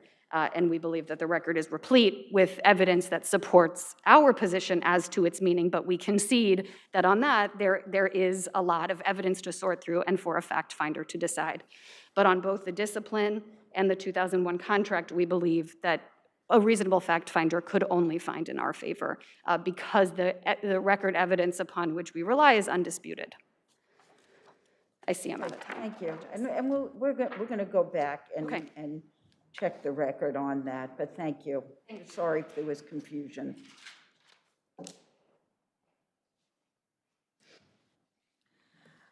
Good afternoon, Your Honors. Barbara Hoey, representing New York University and the School of Medicine. The policy at issue, the performance expectation policy, had 2 goals. Number 1, to establish objective performance standards for the tenured faculty, and number 2, very importantly, to establish for the first time a base salary for the tenured faculty at the School of Medicine. That is why Judge Kahn, yes, Your Honor. Even if we put aside the handbook and the policy, why doesn't the 2001 agreement with Dr. Samuels, why doesn't that provide for him to continue his pay, which was at the $280,000 range, give or take? First, Your Honor, the 2001 agreement with Dr. Samuels is not even a proper claim in this case. It is not pled in the petition. The petition was dismissed in 2015, and when it was reinstated in... But isn't it something very much discussed during the course of this litigation? This doesn't come to you as a surprise that the 2001 agreement is an issue here. It was discussed because petitioners made the claim, and we had to respond to it in the course of discovery. However, that is the one thing we disagree with Judge Kahn on. It is not a part of the case. The 2016 decision only reinstated claims related to the faculty handbook, and we believe that's law of the case. However, if you get to Dr. Samuel's letter, reading it as Judge Kahn did, as a whole document, looking at the letter in context, it was designed to give Dr. Samuels salary security at the time he stepped down, the year he stepped down as chair. There is nothing in that letter that promises him that his salary will never be reduced, or says that his salary should remain the same or remain consistent for the rest of his career. The law in New York is clear. Promises must be specific and definite. There is no specific and definite promise in that contract. Well, why not? It says that he's going to get the equivalent of your current salary, 235, I guess, what's the current, what it would be adjusted to. Isn't that a definite promise? He negotiated a prior agreement, which he didn't agree to, where there would be changes. He agrees to this in 2001. It is a promise to give him that salary in the year he stepped down. That is it, Your Honor. Where does it say that? Where does it, the It language says, that, the it's language? what, excuse me, Your Honor, I'm sorry. It is what it does not say. It does not say that you get this salary for the rest of your time at the school. It does not say forever. It does not say Nor your does it salary say that cannot it can be reduced, or that we look to the faculty handbook to make determinations or other policies in the future. None of that comes in, right? And if I could just add to what Judge Singh is saying, wouldn't it be a I'm natural... having a hard time If I hearing could you. just add to what Judge Singh has said, wouldn't it be a natural thing, what Judge Singh has said, that it would continue because he has tenure? No, it would not, because tenure does not equate to I answered salary. Judge Singh's question first. I'm sorry. Tenure does not equate to salary, and the fact is that the letter agreement does not say that the salary continues forever. And the Collard case, which is cited in our brief, stands for the proposition that courts should not insert missing terms. These were sophisticated parties. Dr. Samuels was a negotiator of this contract. He did not negotiate that that salary would continue. But what it comes down to, it doesn't say it goes on, it doesn't say it comes to an end. So you would ask us to rewrite the contract to include that term if we were to agree with your position. Petitioners are asking you to insert a term in the contract that's missing that would favor Dr. Samuels. The school did not promise him a salary at that level for the rest of his career. And I think maybe we're mincing words. Is there express language in that 2001 contract that says the term of this is 1 year? Or if it doesn't say that, what language are you relying on in there to say that there is a definite term in there? The contract says, if you step down and remain on the faculty, your salary will be. It does not say the express term. Petitioners are asking you to insert a term. Well, aren't you also? No, we are not. We are saying that the salary, as Judge Kahn properly found, was a salary he would receive in the year he stepped down. Where in the language can you point to which says it's only for the year immediately after he steps down as chairman as opposed to for the rest of his time in his tenure? What's the language that you're saying is there that you're not asking us to insert? Where are you extracting that language? It is looking at the letter in context as a whole document. It was intended to protect his salary when he stepped down. You're saying that it's clear and we don't have to insert any language to support your position. So I'm asking you, forget about the tenure of the letter as a whole. Where does the letter say what you're saying it says?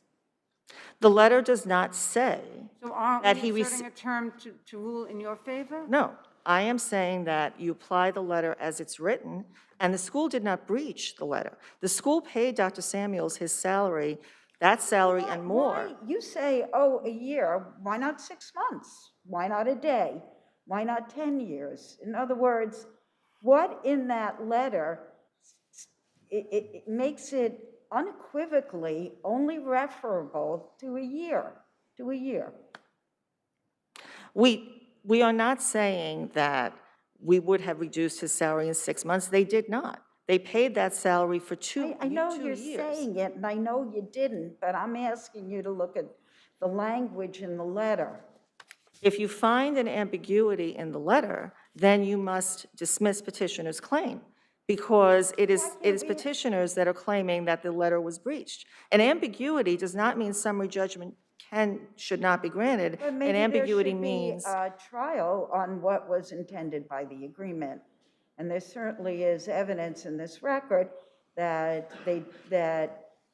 maybe a trier of fact could find that they intended it to exist as long as Dr. Samuels remained on the faculty.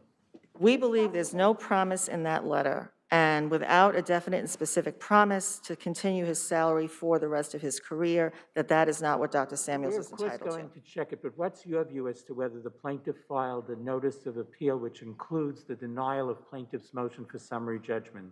No, because we did not file a further brief. We filed one opposition brief. They appealed from they appealed once on the Samuels letter, and then there's an appeal on the faculty handbook. And we disagree with Ms. Hansen vehemently.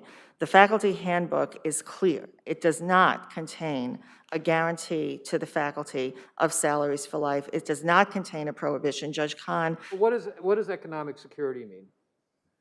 Economic security does not have any contractual meaning in the handbook. It is part of a preamble. It is part of an introduction to the tenure section. That phrase, first of all, that's not the phrase, Your Honor, with all due respect. It's a sufficient degree of economic security to make the profession of teaching attractive to men and women in ability. No one can define that phrase. It is not contractual. It is part of a preamble intended to introduce the reader to the tenure policies that follow. You will see on page 24 of the handbook a definition of tenure, which includes no discussion of salary.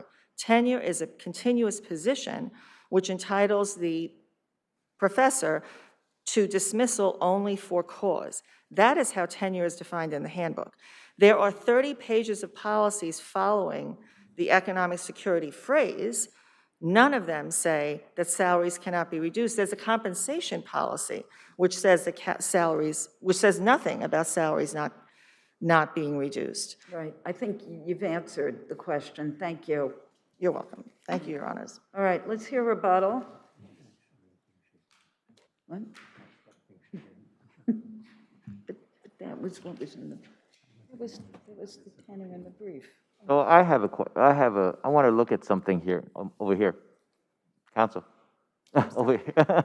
So. The sound is so you know, strange. it's very difficult, the acoustics. You're looking up. I knew there was some Obviously, somewhere. right. Now you know what my problem was earlier this morning. So, you know, the This focus in afternoon. the 2001 agreement we're looking at, where you have a specific dollar figure inserted in there in terms of if he should step down, replacing a prior draft that did not have a specific dollar figure. And now we're going back and forth. What is the duration of this contract, right? And your position is there is no duration. And I posited the statement earlier saying the duration is if he decides to resign, leaves, and go off, that's the duration. What effect does that last sentence have to that argument? Your benefit will be equivalent to those of a tenured professor of pharmacology or tenured professor of medicine, which are applicable at that time. And that time is 2012, right? That's when he steps down, or that's when the pharmacology department merged with another department, eliminating his chair position. How does that sentence affect the duration of this compensation? We think that last sentence. Because, I'm sorry, because in 2012, we know already that the School of Medicine has changed the whole structure of compensation, right? In terms of you have to sort of get grants and all that 60-40 type of stuff. How does that affect? Yes, Your Honor, thank you. The last sentence is referring to benefits. Right. You know, pension contributions, health insurance, life insurance. And we believe that sentence is very helpful to us in interpreting the contract because whereas it does say, you know, this written in 2001, your benefits, should you step down. Oh, not your salary. Yes, got it. exactly. Got And it. we think that that is very conclusive evidence, right? There's no such caveat with respect to salary, except there was, right? But then it came out of the contract. The benefits language stayed in there. Your benefits, we're not making a promise about that. When you step down, it's going to be what it is. Your salary is guaranteed. And there's absolutely no way to read this contract that salary guarantee is limited in duration for 1 year. That's not a term of this contract. I see I'm out of time. Thank you. Thank you. Thank you both. Yes.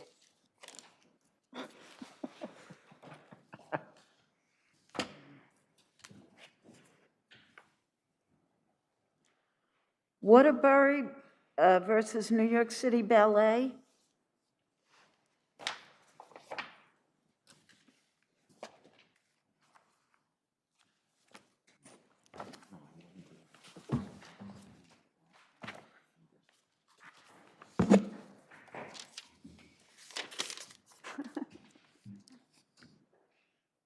All right, we're going to start with the Finley appellant, right?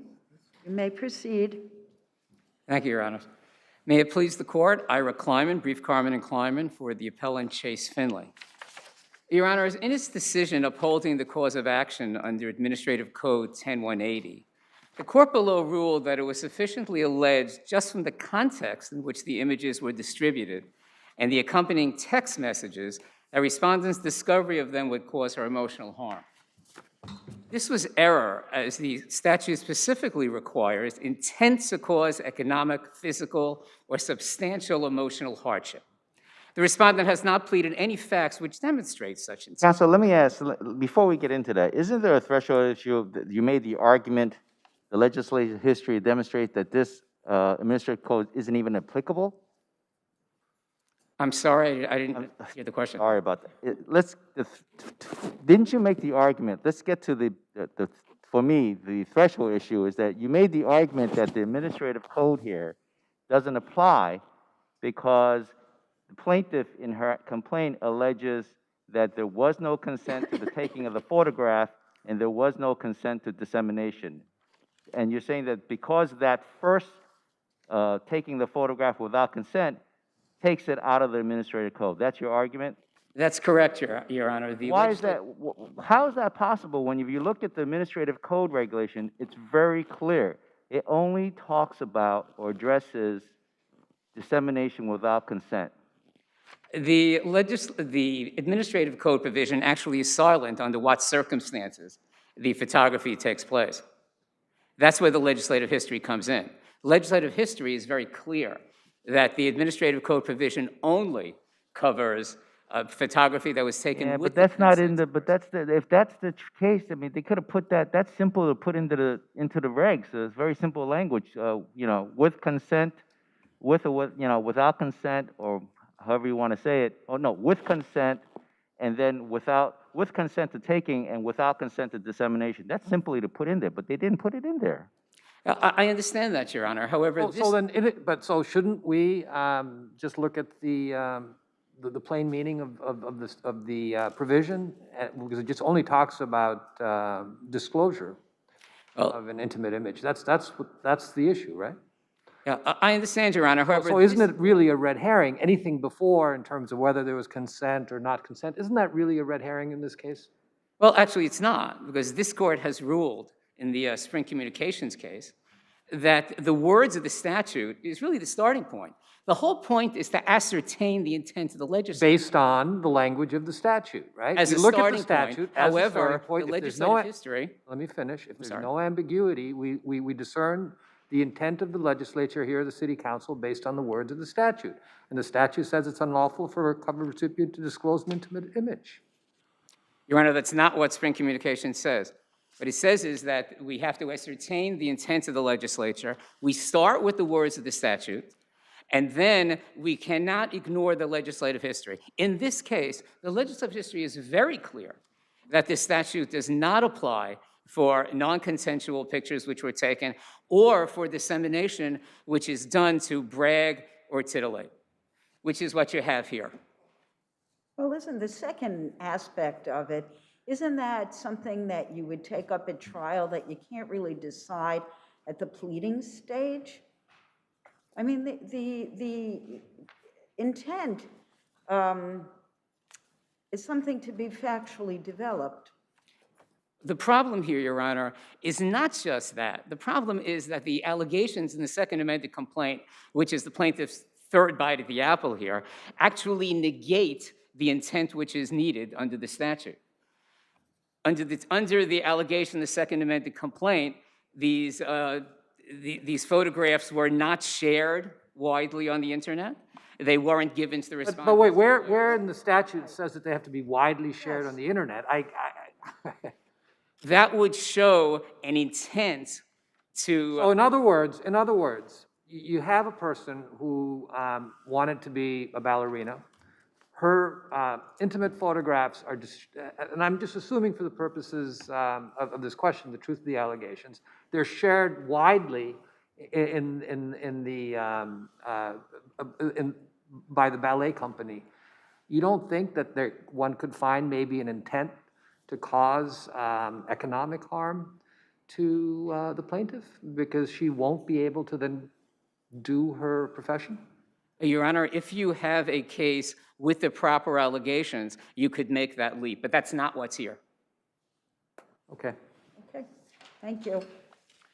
We'll hear from the plaintiff appellant now.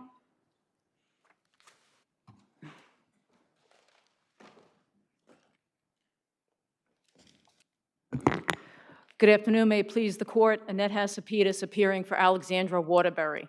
With respect to the cross appeal, Justice Owing, you had referenced the issue of the plain meaning of the statute and ambiguities. All cases in New York State dealing with statutory interpretation indicate that you must start with the plain language of the statute. If there is any ambiguity, you go to look at the legislative history. Right. And in fact, the fact that in this case, the legislative history actually evidences the intent of the legislature ultimately to exclude the references to malicious intent and knowledge and consent. So the final product is what controls as the statement of intent by the legislature. Respectfully, lower court erred in dismissing multiple of the causes of action. This is a pre-answer complaint. This court made numerous statements with respect to the second case on the calendar. With the pre-answer complaint, we're looking for allegations that provide the defendants with notice of the torts. Well, but also whether or not the claim state a cause of action, right? I mean, that's the issue here. Yes. So going, for example, let's start with the assault claim. Certainly. How have you stated a cause of action? With respect to the assault claim, my client has pleaded that the taking of images of her, whether photographs or videos, and dissemination of them is the physical conduct that places her in imminent apprehension of harm. How specifically with respect to that, how was plaintiff placed in imminent apprehension of harmful contact by Finley, for example? Well, when she learned a year into her relationship or so with Mr. Finley that these images were being disseminated, she became fearful. As a woman who could be walking home alone at night, she does not know whether someone who approaches her has reviewed these images. Is that an assault? I'm sorry, is that an insult claim, or would that be really sort of an emotional distress claim? Intentional infliction of emotional distress, maybe? I don't see how it fits into sort of our traditional understanding of assault. Certainly.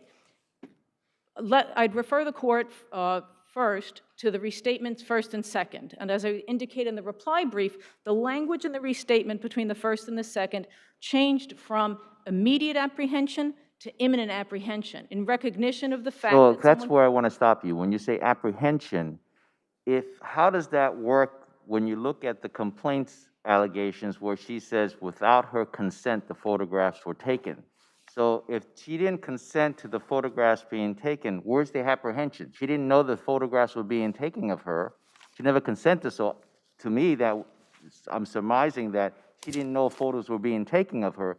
So where's the apprehension part? The apprehension is discovering that these images have been disseminated. After the fact, though. You have to have the apprehension as it's happening to be able to assert an assault claim. I mean, you got to see something coming at you, and then you're like, oh. Respectfully, no. This is where society has to address what we have at the internet. This is not a schoolyard fight where you see the punch coming at you, but the person misses, right? That's imminent apprehension then. But the fact that there is harm being caused to somebody when she discovers they successfully concealed their dissemination of these images. And the fact that they've... It's really more a case, though, of emotional harm, economic harm, rather than physical harm. And apropos of that, do you want to address the intentional infliction of emotional distress claim? Certainly. We do plead in the complaint that as a result of this apprehension, she's undergone treatment, medical treatment, et cetera. Moving on to the intentional infliction of emotional distress claim, the lower court, again, with all due respect, dismissed this cause of action on the grounds that my client had failed to plead a pattern of a longstanding campaign of deliberate, systematic conduct. That's not the standard.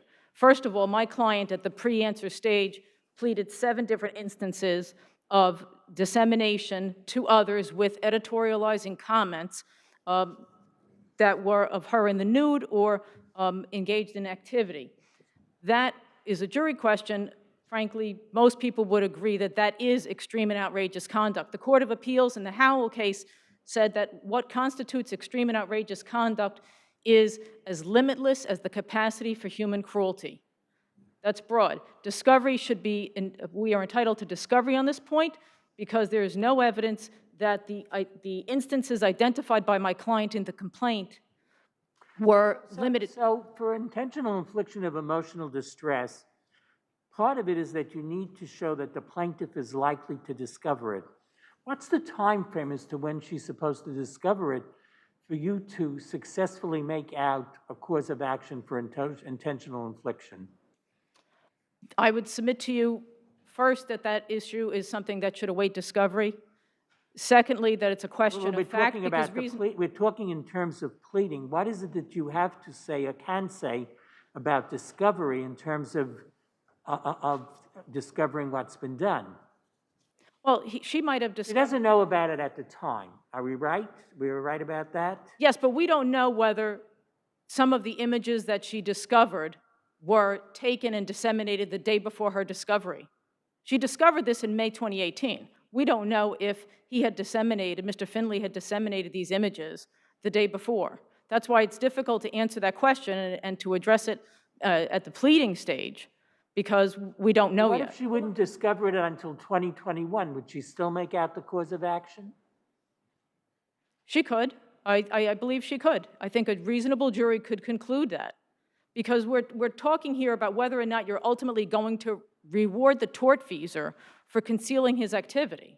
What if they posted all of this on the internet under a different name? And so... But ultimately, all those issues would be resolved at the summary judgment stage, correct? After discovery? Yes, Your Honor. Yes. That's precisely why the threshold point here is that... Can you address the negligent hiring and retention claim, or is that... No, Your Honor, I'd be happy to address that claim. Thank you. This is with respect to the dismissal of the New York City Ballet in the case. We submit to you that we pleaded claims of allegations sufficient at this stage to keep how much specificity is necessary to put the ballet company on notice of what the claim is here? Well, it's not subject to 3016's specificity requirements. But however, some notice, right? Some notice. That's correct. And the complaint pleads that Mr. Longitano was a member, a New York City Ballet board member, that he was the founder and member of the Young Patrons Circle, and that he was a fundraiser on the Young Patrons Committee. You know, in terms of this status, let me just take it back a little bit. Certainly. Which is that at the time that these acts occurred, the question is, were these people acting in their personal capacity, or is this a tort that we can hold back to the ballet company? So what allegations bring this conduct back to the ballet company? Thank you, Your Honor. That is actually a point that the lower court missed. The argument that was made was that with respect to an employer-employee relationship, the employer is not responsible for conduct that's outside the scope of employment unless the employer ratifies and condones the conduct. First of all, Mr. Longitano, as a board member, ratified and condoned and encouraged the conduct. I could refer the court, and I'm not going to read the specific language unless the court wants me to, but paragraph 60 of page 71 of the record indicates that Mr. Longitano was seeking out imagery and photographs of ballet dancers. So we have a board member who is encouraging and facilitating this kind of behavior, and it takes it out of the line of cases that the court cited below that this had to be connected to employment. Once the employer, and here it's a board member, actually on 3 different boards, who was ratifying and condoning the conduct, that we are entitled to maintain the negligent hiring claim. And I'd submit, again, this complaint is extremely detailed, given that my client is not in possession of most of this. She only fortuitously identified this. And to the extent that all of the defendants have argued that my client hasn't pleaded with sufficient specificity, frankly, it's a bit hypocritical, because Mr. Finley is in full possession of everything, Mr. Ramasar as well. And the ballet certainly, under the allegations of the complaint, was aware of this. I do thank the court for allowing me to go over. Thank you. All right, we're going to hear from the first respondent, the ballet company. Is it, are you, go ahead. Yes, yes. No. Thank you, Your Honors. May it please the court, Kathleen McKenna Proskauer Rose for the New York City Ballet Company. The Supreme Court properly dismissed plaintiff's claim of negligent hiring, retention, and supervision against the New York City Ballet because plaintiff failed to plead facts necessary for the two requisite elements of that claim, notice and nexus. Plaintiff failed to allege that the New York City Ballet knew or should have known of the employee's propensity to engage in the sort of conduct that allegedly caused her harm. I'm sorry, Your Honor. Isn't there a claim here that one of the board members was engaged in this behavior and knew of the propensity of Mr. Finley to engage in this kind of activity? That's what the brief alleges, Your Honor. What the complaint, plaintiff's third opportunity, as noted by my co-counsel to allege it, is it alleges that Mr. Longatano did two things. It alleges, one, that Mr. Longatano exchanged text messages with Mr. Finley about dancers at a theater, another ballet company, another dance company, not the New York City Ballet. So that makes it okay? No, I'm not saying it makes it okay, Your Honor. The question is whether or not it imputes to the ballet knowledge. And here, the imputation of knowledge is conduct that would have caused plaintiff's injury. So one, that he made a comment about dancers at another company, and second, that allegedly the ballet knew that he drank excess alcoholic beverages. Neither of those claims is sufficient to establish that the valet would have known that Mr. Finley took naked pictures of his girlfriend and distributed them. Well, does he have to know that specific act? When you're talking about negligent hiring and retention, it would be the propensity to otherwise engage in this kind of conduct with young ballerinas. Isn't that enough? Couple of things, Your Honor. Yes, in fact, the law requires that the knowledge be of a relevant propensity to engage in conduct that would have harmed the plaintiff. Counsel, second, can I just add, Your Honor? Can I just add, this plaintiff was never an employee of the New York City Ballet. Ever. It's not the plaintiff that's the issue, though. It's the employee, which is the dancer. Correct. Aren't there specific allegations that these photos were exchanged during work hours on the premises, and that the New York City Ballet was aware that this was happening during work hours and on the premises? And for purposes of pleading, isn't that enough? No, Your Honor. You are correct that that is pled in a conclusory sense, and this is a motion to dismiss, but it is not enough. Why? Because in addition, they need to prove nexus. What is the relationship between Well, that sounds like summary judgment material. The issue here is on the pleading stage, are you on notice that their claim is that Mr. Finley had a propensity to behave in this manner? There's no allegation anywhere in the complaint, Your Honor, that the ballet had any prior knowledge of Mr. Finley or anyone else photographing a sexual partner, disseminating any. What it says is it allegedly was done on company time, if we assume that's the case, but there is nothing to allege that the ballet ought to have known of that. With respect to Mr. Longatano, I would note in Are response you to... saying that it's not alleged, or that it wasn't alleged with enough specificity? Because I think it is alleged that the ballet was aware of it. It is no, Your Honor, there are no facts. The Supreme Court was right. There were no facts to allege that the ballet ought to have known of that But it is conduct or knew of alleged that conduct. that they should have known based on all the circumstances. There is a generalized allegation that we should have known. There are no facts, Your Honor, alleged that the ballet knew or should have known of that behavior. And importantly, the second thing I want to add is notice is not enough. There also has to be nexus. Well, what do you understand nexus to be? That it has to have some relationship. In fact, it's not what I understand it to be, Your Honor. This court, in the Povich case, made very clear that this is not an imputation of liability, as plaintiff appellant suggests. This is direct knowledge in order to create liability for the ballet.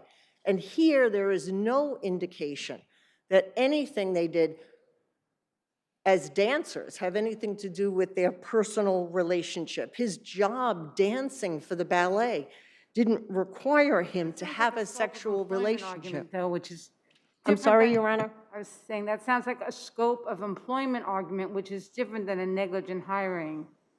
No, Your Honor, there are two components to negligent hiring.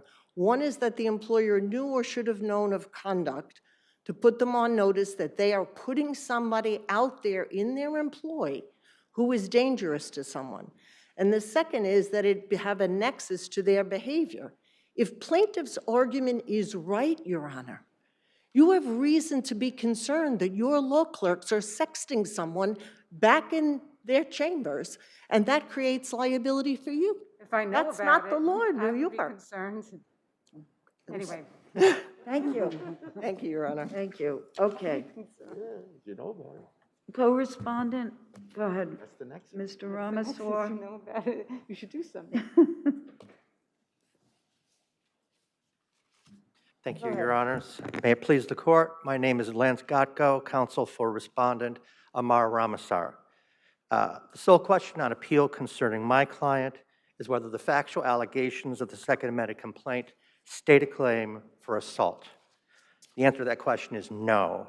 And in fact, plaintiff's allegations actually negate two essential elements that the common law tort of assault has required for hundreds of years: apprehension and imminence. To state a claim for assault, and there's many decisions by this court that have restated it again and again. I have Hassan versus... I can understand apprehension. How does imminent fit in? Beg your pardon? I can understand the plaintiff's apprehension, but how does imminent fit in here? Imminence has to be without something without delay. That the plaintiff has been placed in a position due to the conduct of the defendant. So the plaintiff argued, she still walks down the street and she's in imminent apprehension. Is that sufficient to support? That is the antithesis of imminence, Your Honor. One quick comment. Counsel mentioned a change in terminology between the first restatement and second restatement from instantaneous to imminence. The restatement just made clear that, well, what we mean is it's not that the plaintiff has to... It can't be too attenuated, basically. It can't be too attenuated. The whole circumstances cannot be too attenuated in order to... It cannot. It can't. In order to support an assault claim. It must raise the danger of it happening without delay. That is the language. And here we have no apprehension. It's apprehension not in the sense of fear, but apprehension in the sense of knowingness. You know, you realize that, I'm about to be subjected to that's an my point. unprivileged touching. That's what my point is, that in the allegations in the complaint, she said that she didn't know, she didn't consent to the to being photographed. So if you didn't know if you were being photographed, where's the imminent apprehension, right? I mean, there's no kind of apprehension. like going in two different directions. They're linked and they're separate and they're both required, and there's no apprehension, there's no imminence. Well, could there be imminent apprehension when she discovered inadvertently the photographs on the computer?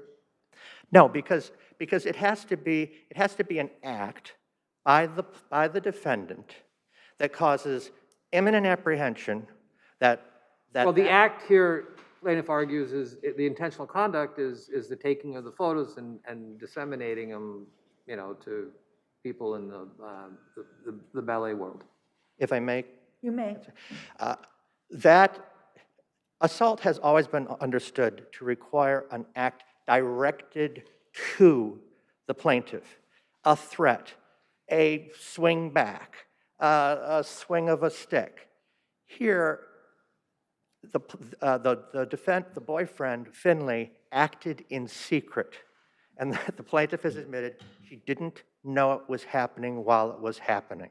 So she could, and she makes quite clear in the reply brief, very, very clear, that the conduct that they're relying on as the offensive conduct that placed her in apprehension is the filming and the dissemination of the photos. But she could not have had apprehension of that at the time it occurred, and she could not have had instantaneous apprehension of an offensive touching that's about to happen. The allegation that she's afraid that someone on the street someday might see her and think that she's ripe for the pickings because, oh, I saw those photos, is the antithesis of instant apprehension of harm. The lower court correctly dismissed the claim. Thank you, Your Honors. Thank you.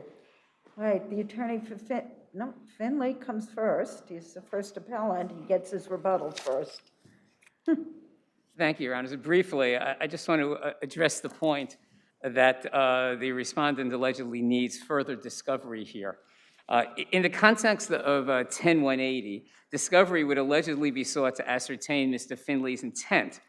We believe the allegations of the second amended complaint clearly show that his intent was not to cause her substantial emotional harm, and that he never wanted her to find out about these images. There's no allegation in the second amended complaint that the dissemination... Why is it sufficient to show intent based on the allegations that he knew she did not want to take the photos? He took the photos. He disseminated the photos even though he knew she didn't want to do it. He disseminated to the very people that she would potentially depend on for her later career, thereby harming her later career, and that the intent of that was to harm her. Why isn't that sufficient for allegation purposes? Because that's not what the second amended complaint says. He never disseminated these images to anyone who had any influence Well, he on her career disseminated, at all. the allegation is that he disseminated to other colleagues at the ballet company.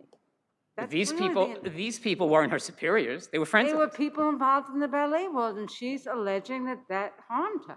Yeah, but people involved in the ballet world don't necessarily have any control over the Isn't that respondent. beyond the ken of what you can argue in a motion to dismiss? What control they do or don't have, what influence they do or don't have in terms of her future career? I disagree, Your Honor. I think in the context of the allegations of the second amended complaint, it shows that he had no intent for her to ever find out about this, and he never sent it to anyone that really would have a reason to let her know about it. And in fact, they didn't. Okay, finally, the respondent's affidavit, which is part of the record here, in her affidavit, she says that when she discovered these texts and photographs, all of Mr. Finley's emails and texts synced. She was able to see all of them and to whom they were sent. And based on that, she put in a complaint which has at least 30 paragraphs of detail about the texts and the photographs. I don't think she needs any further discovery. Thank you. Thank you. All right, plaintiff's rebuttal. If it's okay, I'll work my way backwards.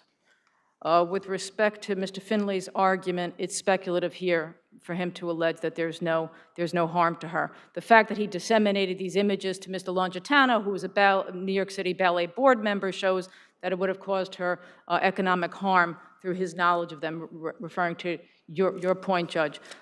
With respect to the argument concerning the imminent harm, again, this is the pleading stage. My client could have seen a video that was disseminated the day before she discovered it or the moment before she discovered it. We don't know yet. These arguments may fare better at summary judgment, but it's not a basis for dismissing this cause of action at the time. The argument here is at the time of the discovery, she felt imminent harm. I would, with respect to what the word imminent means, comment C of the restatement says that what is imminent depends on the circumstances of a particular case and is generally a question of fact. This is not the time to decide whether or not... But respectfully, yes, your assault claim will never be over. Your argument essentially is every time she walks down the street that she's in imminent apprehension of harmful contact because the photos may be out. We're stretching the bounds of the assault claim to beyond something I recognize.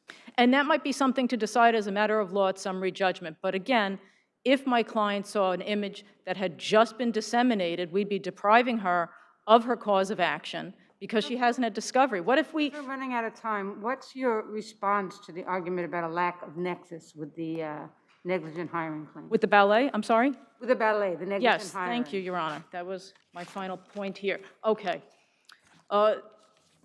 The allegations concerning notice, knowledge, and nexus, paragraphs 54, 59, 60, 62, 67 to 72, appearing at pages A70 to 74. And just to be clear here, paragraph 54, we allege that Longitana was a board member on 3 boards, actively engaged and encouraged and instigated the exchange of information. At paragraph 59, Mr. Longitana wrote to Finley that we should get half a kilo and pour it all over the ballet girls and just violate them. And he goes on in this paragraph. There's your knowledge. Paragraph 60, we say it. The New York City Ballet was well aware of Mr. Longitano's conduct. Yet the New York City Ballet continued to take his money, allowed him to attend events regardless of his behavior, and to have unfettered and unsupervised access to younger ballet dancers in an inferior position to him. His conduct included, but wasn't limited to, at paragraph 62, text messages he sent to Mr. Finley that encouraged and instigated him and others at the ballet to engage in degrading conduct. May I just cite 2 more paragraphs? I see my time is up. I'm going to let you, because I still haven't heard the answer to the nexus issue. Nexus, yes, Your Honor. Having dealt with this, let's see. It sent the message, Mr. Longitano's conduct and the ballet's failure to act sent the message to Finley and others that it was acceptable for the ballet to abuse substances and degrade and demean and dehumanize and sexually abuse women. That's the nexus. It facilitated an environment by encouraging this behavior. The nexus here was the harm that was created. There were numerous instances with other former ballet dancers in this complaint. Not then that she was no longer an employee of or a student at the ballet when it occurred? That's not relevant. The harm here is the harm that's created by the ballet in hiring and retaining Mr. Finley and others and condoning the activity of Mr. Longitano, who was a board member and a fundraiser.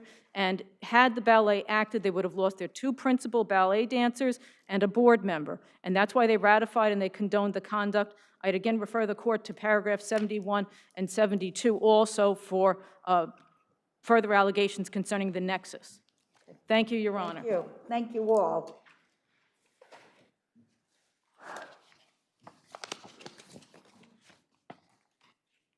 Bielsa versus Gonzalez.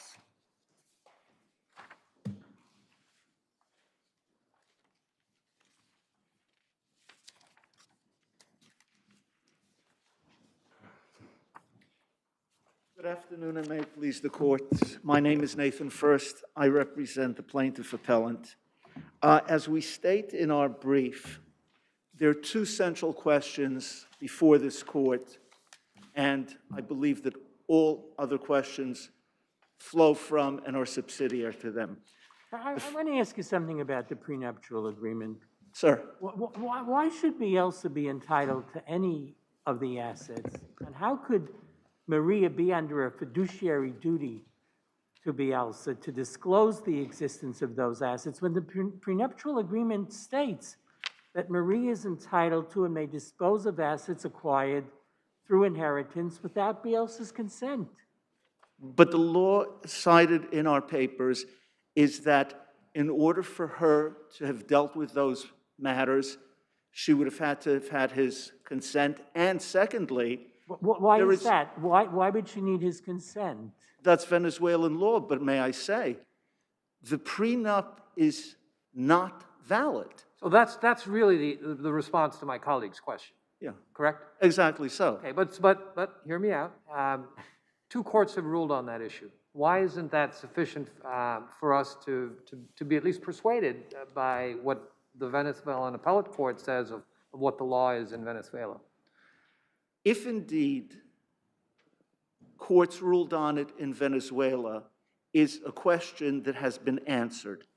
It has been answered, I believe demonstratively in the papers, that the decision has never been made, and I bring to the court's attention... The appellate court did not make a decision with respect to the prenup? No, according to the affidavit of the plaintiff's attorney in Venezuela, that document is of no force and effect.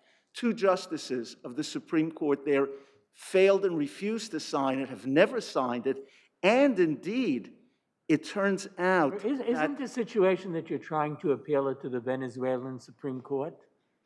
My point exactly, Your Honor. But at this point, the decisions have gone against you in Venezuela.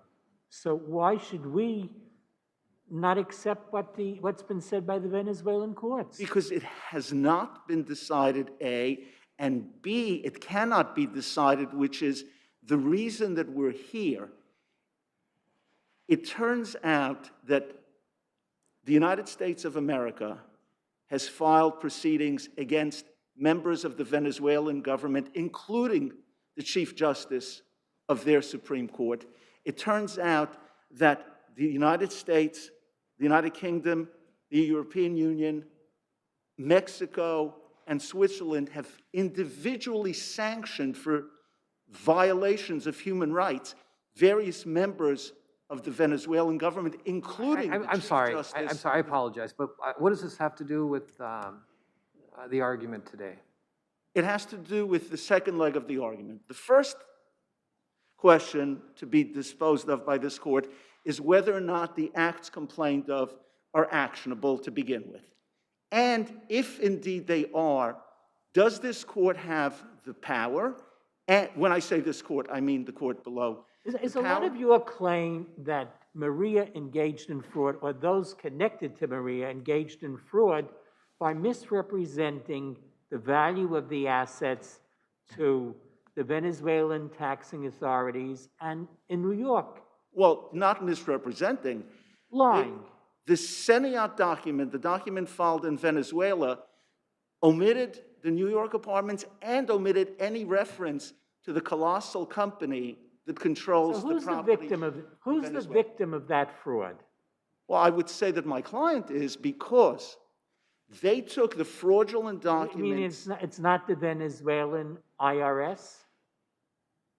They have their own remedies, but the defendants chose to present a false document in Venezuela, came to New York and presented a doctored version of it, which indeed does recite the New York So properties. those are not representations made to your client. Well, we cite case law that says that if there's a fraud or an improper act, which is part of a larger fraudulent scheme, which this clearly is, then that constitutes a fraud. Wasn't the fraud here that you're alleging allegedly committed by the mother? They say that for the first time in their brief, but they never denied that below. They never asserted that below. So this is a new addition, but they were all parties to it. The record shows that the family designated one sibling to act for them all. They all benefited from them. The record shows that what was filed in the Seniat in Venezuela is not what was purported to be filed with New York. And they concealed all of this from him. So I believe that...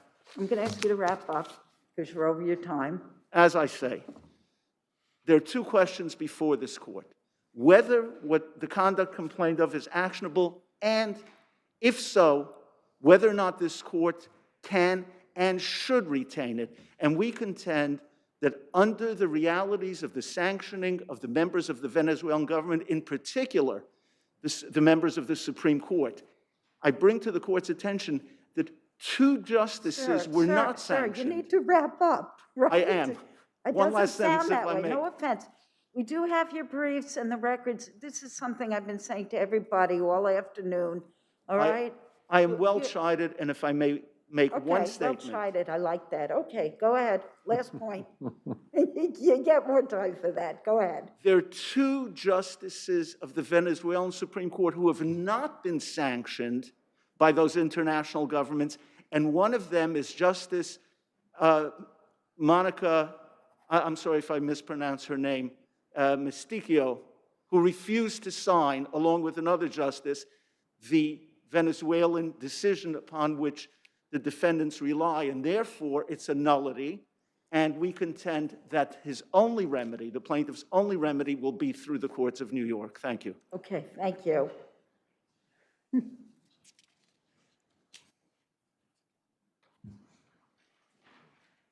You can proceed, Counselor. May it please the court, Russell Morris for respondents. I think your honors hit the nail on the head. This is a cause of action alleging fraud. And so what elements must one prove for a fraud cause of action? You need a false statement to the plaintiff on which he relied. So they falter on three different elements. There's no allegation of a statement made to the plaintiff. As you all discussed just now, the allegedly false statement was either made to the Venezuelan taxing authority or was subsequently filed by the mother in the surrogate's court action. Element 2, no reliance. Plaintiff himself concedes he didn't know about this allegedly false statement for 15 years. It's in paragraph 26 of the complaint.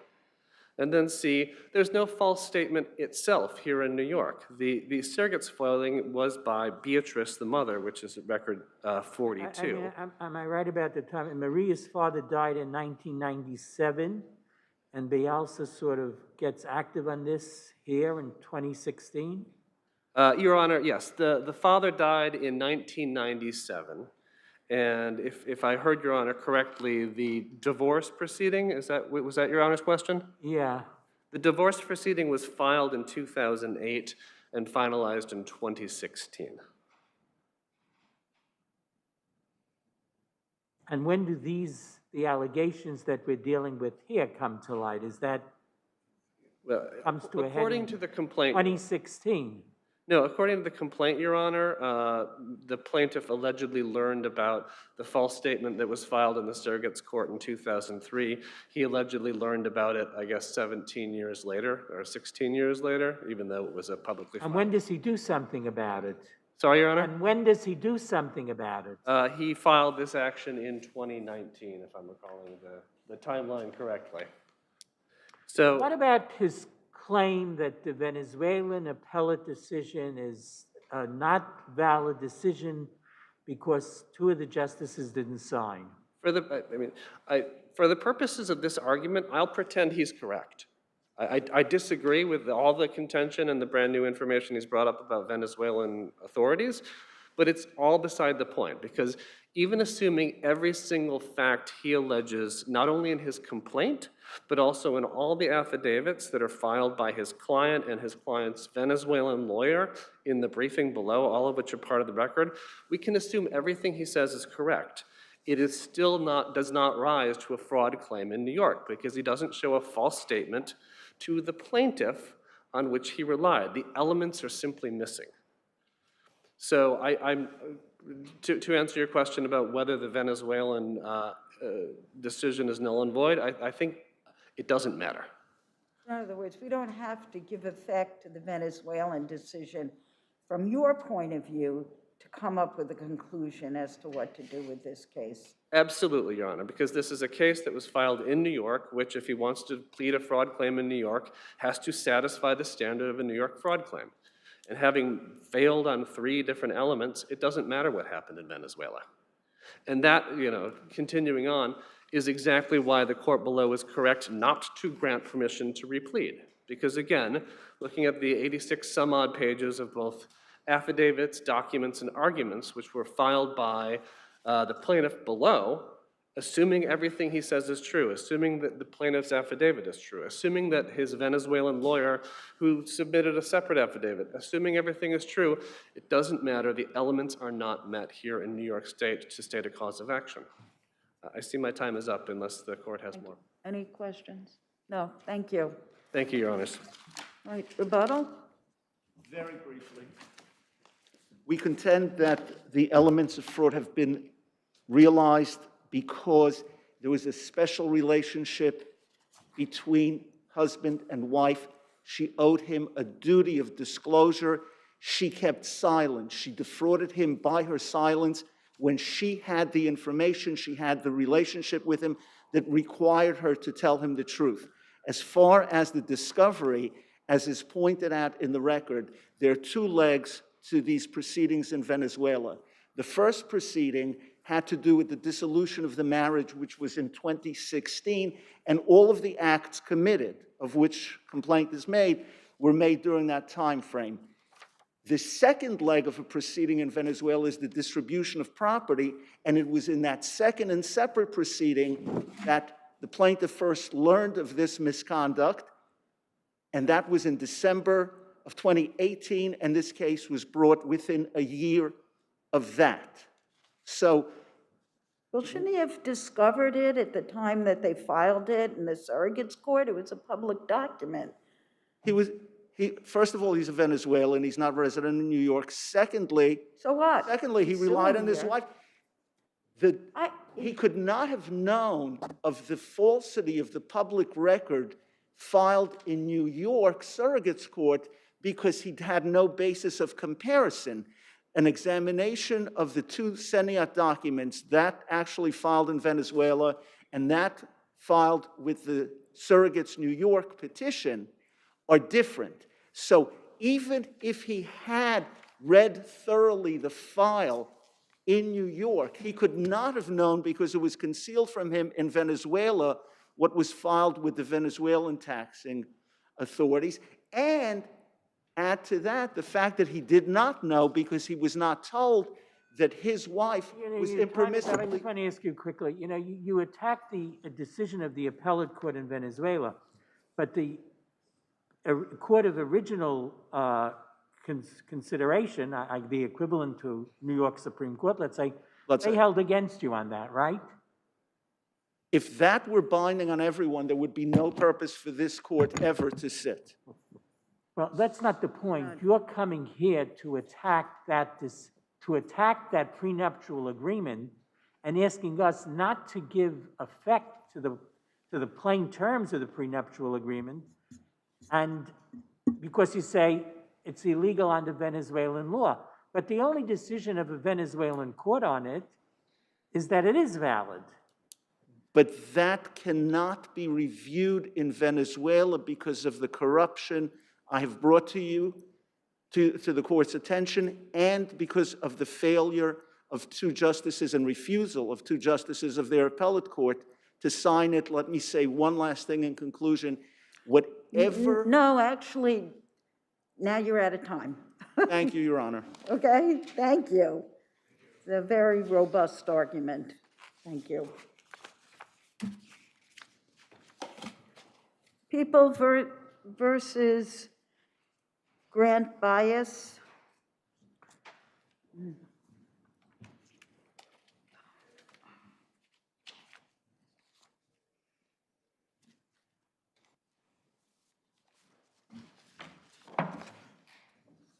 You may proceed. Good afternoon. My name is John Palmer, appearing on behalf of Kermit Grant Bias. The trial court abused its discretion in summarily disqualifying Mr. Grant Bias's chosen counsel at arraignment. The court disqualified counsel based only on his representation of two of the women that Mr. Grant Bias was accused of trafficking. In doing so, the court violated Mr. Grant Bias's constitutional right to counsel of his choice, and this court should reverse his convictions in order. Go ahead. Why wasn't there conflict based on the fact that the two people the lawyer was representing were likely to be called as witnesses in the case against him? Why isn't that even assuming it's preserved, which it wasn't, but assuming it was preserved? Assuming that the prosecution had said that the two women were going to testify? No, that's not, my question is, why isn't there a conflict based on the fact that the two other people that counsel was representing were potential witnesses in the case against the defendant? There was not a serious threat of conflict to override Mr. Grant Bias's choice of counsel here because the prosecution or nobody else at that time had provided any indication. The court says it's not going to allow him to continue to represent both. So now you're saying that there is a violation of his right to, a defendant's right to counsel. As this is happening, what does the defendant do to say, no, I don't care about the conflict, I'm waiving any conflict? What does he do to tell the court that? Mr. Grant Bias was not given an opportunity to waive the conflict. Once the prosecutor identified the two women at issue and said that defense counsel represented them currently on open cases, the court said that won't work in this case. Is there anything which would have stopped Mr. Walters from submitting a letter or a motion to the court saying, no, the defendant waives the conflict? That would only have been after the fact of the court disqualifying him. Mr. Walters or Mr. Grant Bias needed to do nothing more at that point to preserve this issue or assert his right to choice of counsel.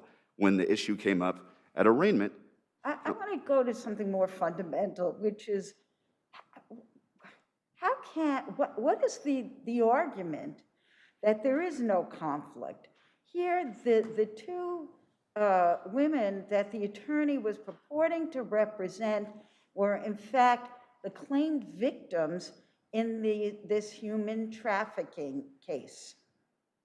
The argument There not be a conflict of interest. The argument is that the Court of Appeals has not recognized any per se conflicts of interest. Defendants may waive all potential in some actual conflicts, and indeed, most conflicts are indeed waivable. And the court lacks sufficient bases to disqualify counsel at arraignment here. But don't you have to do something to show that you're waiving it? Well, when counsel asserted that foundationally Mr. Grant Bias was entitled to counsel of his choice, the court responded that he has a right to conflict-free counsel. And when counsel attempted to explain how his representation could continue, the court cut him off. Well, he didn't exactly say that. He said, I need to look into it. He didn't really have that facility right at hand to explain why this was a waivable conflict. He didn't know. So after the court said he has to have conflict-free counsel, Mr. Walters said, indeed, until we know, just because I represented them doesn't necessarily mean, and then the court cut him off and they arraigned him. But here the court was required to balance Mr. Grant Bias's right to counsel of his choosing against his right to effective assistance of conflict-free counsel. And the court could have only disqualified counsel if there was a serious threat to the latter that outweighed the former. And here there was insufficient information in the record for the court to make that determination, as there is a presumption in favor of a defendant's right to conflict-free counsel. And here I know that this is a difficult decision for a court to make, whereas if Walters could continue and there wasn't a waiver, we might be raising that on appeal. But the best path forward in a situation like this is for the court to employ procedures, make the investigation, make the inquiry, and make a record to support its decision. And the court did not do that here. All she knew is that this man's a defendant, and these two women are the alleged victims, and defense counsel represents both of these parties. And that alone is not enough to create a conflict that Mr. Grant Bias could not have waived. And for that reason, I would ask your honors to reverse Mr. Grant Bias's convictions and order a new trial. Thank you. Thank you. Let's hear from your adversary. Good afternoon. May it please the court. I'm Vincent Revolisi for the people. There were actually two appearances that were relevant. The first appearance, the attorney did seem to comply with the court's decision. He said he would like to look into it, but he didn't have a lot of information. And he agreed that the defendant would appear with a new attorney the next time. And the next time when he appeared, the attorney said that he had spoken to the two prostitutes, or accused prostitutes, And he didn't say what he I'm said sorry. to them. Can or you what they excuse me, Counselor, can you use a less pejorative term when Yes. talking about the women who've been exploited? I'm well chided. I'm you. sorry, Judge. So when the defense attorney appeared the second time, after he had already been relieved and the defendant did not come back with new counsel, at that proceeding, the defendant said that he wanted any attorney, or an attorney, comma, period. He didn't say he wanted this attorney. So he didn't ever say that he actually did choose this counsel. His counsel just said that he was capable of choosing counsel and didn't come back and give the court any information about who wished to waive and whether the defendant wished to waive and whether he actually chose him as counsel. Excuse me. So there was a lack of preservation because of that. But in addition, as the court was aware from its questioning earlier, there was a conflict here because the conflict was the two people that were accused of acting on his behalf could have been witnesses at the trial, and whichever side called them as witnesses. Well, can the conflict, could it have been waived? In theory, it could be waived if they had wished, if all had wished to waive it, but it never got spoken that anybody wished to waive it. And that's why there's So it goes to the preservation issue, essentially. Yes, but there certainly was a potential conflict if they had been called as witnesses by either side because of the obligations of the attorney to all of the clients. For that reason, we do ask you to affirm. Okay, rebuttal?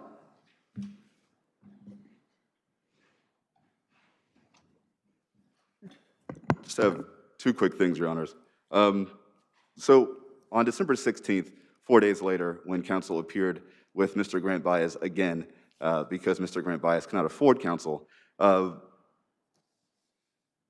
the events there were after he'd already been relieved here. Anything the court did or tried to do at that point was too little, too late. The harm had been done. Mr. Walter's not on the case. Spoken up? What was that? Couldn't the client have spoken up either by letter or some other fashion that this was the counsel he wished to retain and he wanted a waiver if possible? Something. Well, Mr. Walters, in fact, presented that Mr. Grant Bias would be willing to waive the conflict, even if this were something, whereas it's like a Gomberg inquiry, for example, he would not have been required to break his client's confidences and explicitly come out and say, oh, well, Mr. Grant Bias said this exactly to me, or the two women in the case said exactly this to me He about could have this been issue. restored as defendant's counsel. I mean, nothing had happened in the case at that point, right? I mean, you had arraignment, and couldn't he have been restored without any prejudice to the defendant if that's where the defendant wanted to go? So you're saying he could have presented, that's where, Couldn't he have come back to the court and said, no, defendant wants, Mr. Walter says, defendant wants me to be his lawyer and put me back on. He's waiving any conflict. he could have done that, but it was not necessary here, as the court had already disqualified Mr. Walters because of the conflict, as it stated on December 12th. Could have undisqualified him. Right, but the issue here is that the court did disqualify him, and then when he came back, did not reinstate him. The harm had already been done here, and the people have referred to... I'm sorry, when I'm looking at the record, didn't, in fact, actually the defendant, he just wanted a lawyer, right? He wasn't really concerned about who the lawyer was going to be? Well, this is only after the court had disqualified his attorney at arraignment. When he came back, had reiterated her ruling at that time, and when they were discussing whether he wanted to hire somebody or someone should be assigned, and the judge said, he wants you, this was not an opportunity for him to say, oh yeah, you're right, I want Mr. Walters. It's just, he should not be faulted for essentially not trying to get the judge to change her mind at that time. He didn't have an attorney at that time, and he needed an attorney. So he said, I want an attorney, period. And as the court violated Mr. Grant Bias's right to counsel of his choosing, this court should reverse Mr. Grant Bias's convictions and order a new trial. Thank you. Thank you. Thank you both.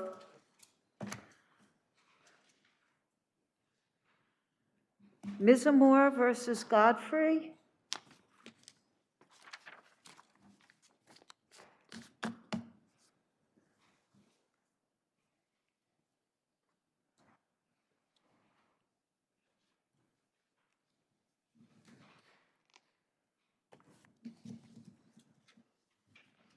proceed. Good evening, Your Honors. May it please the Court, I'm Edward DeLito of Storch Byrne LLP, attorneys for Plaintiff Appellant Bruce Mismore. The breach of contract claim the IAS Court dismissed on a CPLR 3211 motion, supposedly utterly refuted by the documentary evidence, is simply not the claim that Mismore alleged. The IAS Court dismissed... Counsel, isn't there no ability to bring a breach of contract claim against these defendants on the ground that they are not the parties to the contract that was allegedly breached? But they're alleged to be parties to the contract, Your Honor. They, in fact... Parties, we have documentary evidence to the extent you can call these exchange of emails documentary evidence.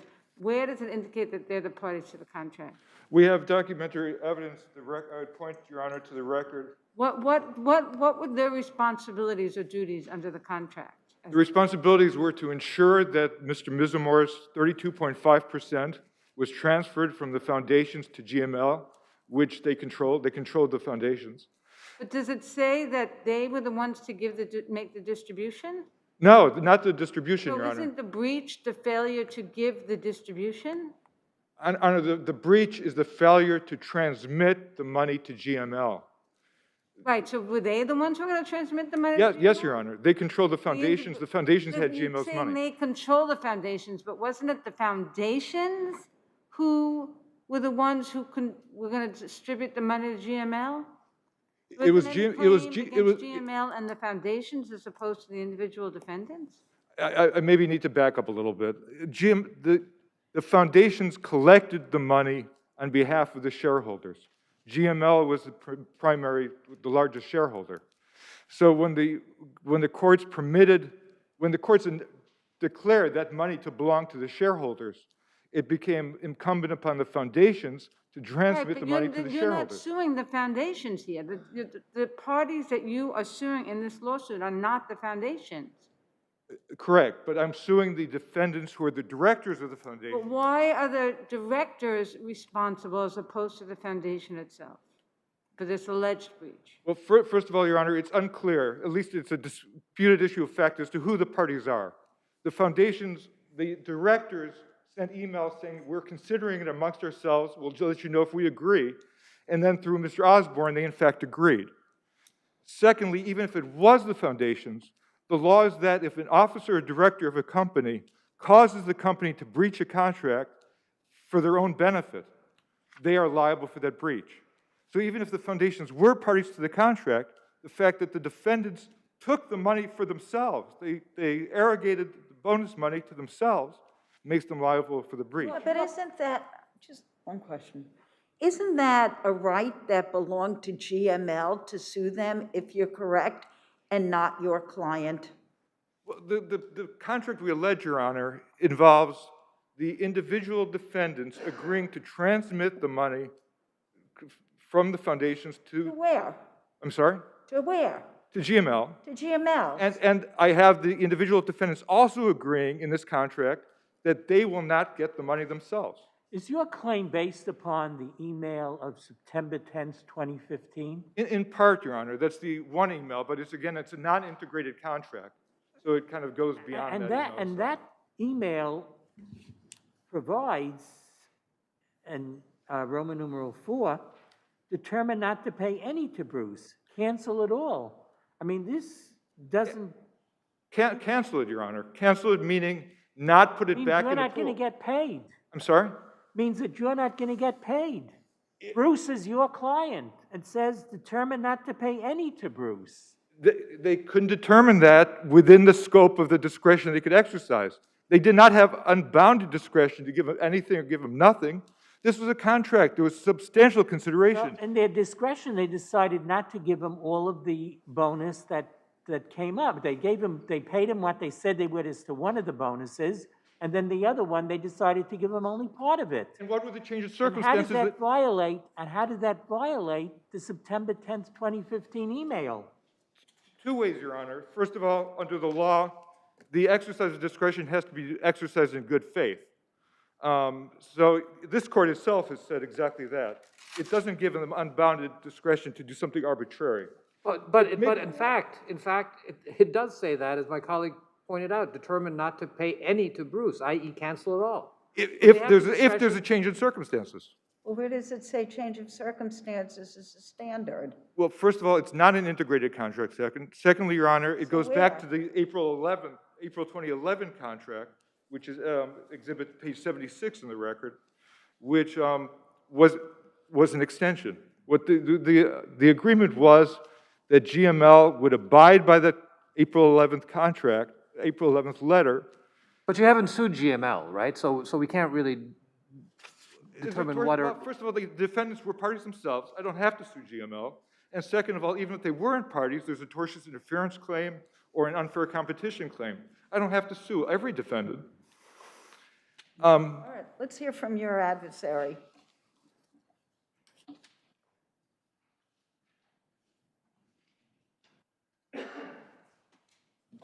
Good evening, Your Honors. Jeffrey Jacobson for the respondents. Your Honor, Justice Schechter didn't reach our arguments with regard to personal jurisdiction, so I won't touch on them.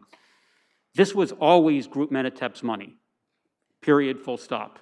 From that, they decided to create a bonus pool, and they made the decision about how much, if any, money was paid out to anybody.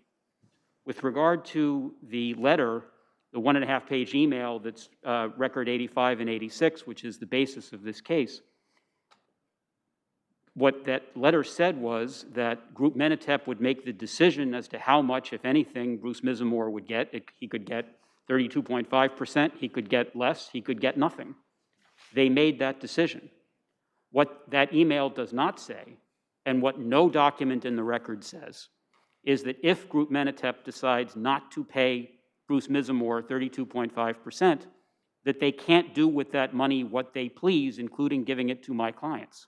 And where does the April 15th, 2011 letter fit into this? Well, it doesn't. I mean, the April 15th, 2011 letter created the idea of a bonus pool.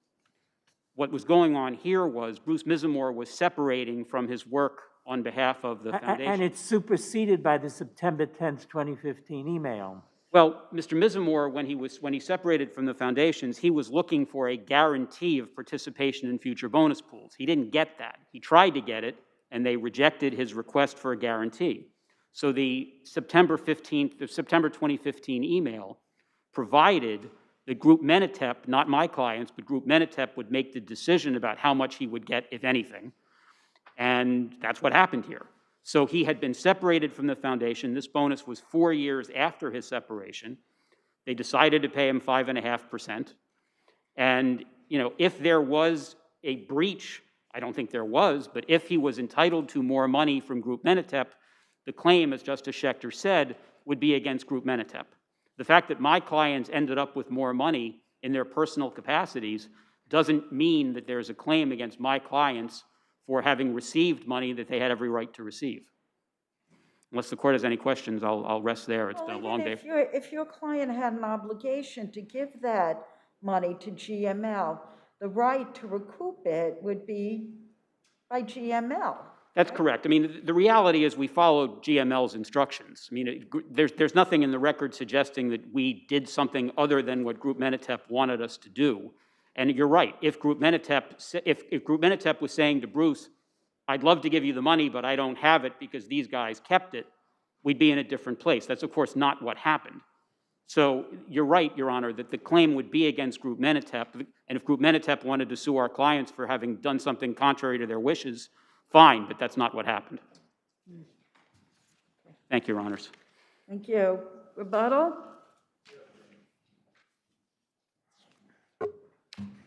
I'd like to briefly, respectfully ask the court to turn to the record page 85, which is the contract at issue, or at least the email that was the majority of the contract. The Romanet 3 and Romanet 4 talk about canceling the balance. Canceling the balance means not putting it back in the bonus pool where it could go to defendants. So as counsel said, there's nothing in there that says that GML could not have agreed in its discretion to give the money to defendants. That's not true. There's a contract that says GML cannot do that, and defendants agreed to it. Why don't you, I still don't understand, why haven't you sued GML? Because it seems to me that Because, Your Honor, your beef is with GML, it's not with the defendants. But the defendants are the wrongdoers, Your Honor. GML agreed to give the bonus. The defendants were supposed to give the money in total to GML, so GML can decide, uninfluenced by the defendant's self-interest and desire to aggregate the money for themselves, what to do with Mizamore. Defendants held it back, didn't give it to GML, basically told GML, we've distributed the money to ourselves, but 2.75 is available. You can give that to Mizamore. And if GML wanted to give more than that to Mizamore, he would have had to claw that money back out of the directors that he was still counting on. So what they did was exactly what they agreed not to do. And the reason Mizamore wanted them to agree not to do it is to prevent them from influencing GML exactly the way they did. Because I don't have much time, I'd like to turn just briefly to the top of page 86, which is Mr. Osborne's explanation for what this proposal is supposed to do. And rather than reading it, what he's saying is it gives the defendants the ability to control Mr. Mizamore's conduct in the various litigations he was still a party of. It says if he doesn't cooperate with you guys, we'll just give him less of a bonus. That'll be an incentive for him to cooperate. But in order for that to be a threat, in order for the threat to decrease his bonus to have any meaning, then the presumption must be that he was getting the full bonus if he did cooperate. That's implicit. And again, finally, this is a motion to dismiss. My client's allegations are entitled to deference and to be assumed to be true. The court dismissed it on the basis that there was a documentary evidence that negated it, that absolutely negated it, and that's not true. The documentary evidence, at worst, is ambiguous, but at best actually supports the claim my client has alleged. Thank you, Your Honors. Thank you. Thank you both.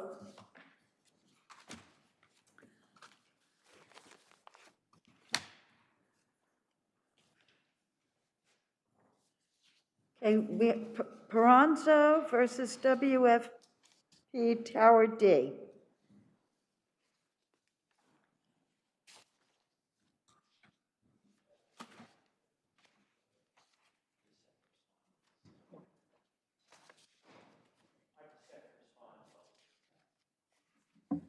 It works. Good afternoon. May it please the court. Patrick Lawless for the defendant's appellants. These appeals are from two orders. One entered in May of 2020, one in August. And despite the fact that the court was presented with essentially the same evidence that resulted in these orders, it came to two different conclusions. Are you suggesting there's an inconsistency, counsel? Yes. In the May order, the court states that there was no evidence in the record of any defect in the scaffold, that the cross bracing didn't move, and it was an integral part of the scaffold. And in the subsequent order, well, the court also contradicted itself in saying that there was an issue of fact where the titanium and not Pierhead constructed the scaffold, despite the testimony of Pierhead's principal, Sherry Best, that Pierhead was responsible for it, despite the testimony of Titanium's principal, Richard Heller, and despite the testimony of William Murphy, who didn't contradict that testimony, who stated that he was aware that Titanium had hired a subcontractor to perform this work. So you have those conflicting decisions, and there's no evidence of any defect. The court also held that Titanium was responsible for providing contractual indemnification to the owners, not based upon anything that it did or didn't do, but because it arguably violated the construction agreement with Structure Tone. What precisely were Titanium's responsibilities? I'm really not clear based on the record. I mean, what was their involvement? Titanium was hired by Structure Tone to construct the scaffold. It immediately subcontracted this work to Pierhead. At most, Titanium acted as a go-between between Structure Tone and Pierhead when it came to the work of the scaffold, and nothing more. So they had no connection at all with putting up the scaffold? They didn't, they were not involved in the actual work, design, or construction of the scaffold. No, Your Honor. Counsel, why couldn't there be a different result as to Pierhead and Titanium based on the fact that there were different types of indemnification agreement? One was contingent on negligence, and one was a much broader indemnification agreement, which is for basically for all incidents, all acts. Well, I mean, if you look at the indemnification agreement between Titanium and Structured Tone, and the agreement between the agreements between Pierhead. Right. So your client's indemnification agreement says we will indemnify for anything caused by Titanium or its subcontractors. Where I know there's an argument with that, but Bulkhead said we'll be responsible for negligence. So doesn't that create a situation where you could have different results? And why shouldn't, or what's your argument as to why there would not be liability under this indemnification agreement based on a very broad caused by language in the indemnification? Because the only way that Titanium could be responsible for indemnification is if through Pierhead, and if the court found that Pierhead didn't do anything wrong, then Titanium can't be liable for indemnification. But it's not wrong. Okay, that's my question for you, because the Pierhead certainly refers to negligence, but the indemnification clause between Structured Tone and Titanium, it doesn't use the word negligence. It says we will be responsible for anything caused by the acts of Titanium or its subcontractors. So there's no requirement that there be negligence for... There's no requirement that there be negligence, but it has to arise out of an act or omission So on the why part. did it not, what's your argument as to why it did not arise out of an Because there's no act or omission by Titanium or Pierhead which Titanium would have been responsible for, which would have caused the accident. Why not? Why not? Because, again, for the reasons stated in the original order, which was that the cross-bracing was, essentially what the judge found was that the cross-bracing was open, obvious, and not inherently dangerous. She's saying that it didn't move, the plaintiff was aware of it, it was an integral part of the scaffold. So it's your argument, just so I'm clear, that there can't be a caused by indemnification situation where there's nothing wrong with the scaffold? Exactly. You can't point to anything that Titanium did or didn't do which would have caused the accident. So then you have to look to Titanium's subcontract, to Pierhead, and the court had already found that Pierhead didn't do anything wrong. So under those circumstances, there can't be any indemnification under a caused by analysis. Thank you. Thank you. Thank you.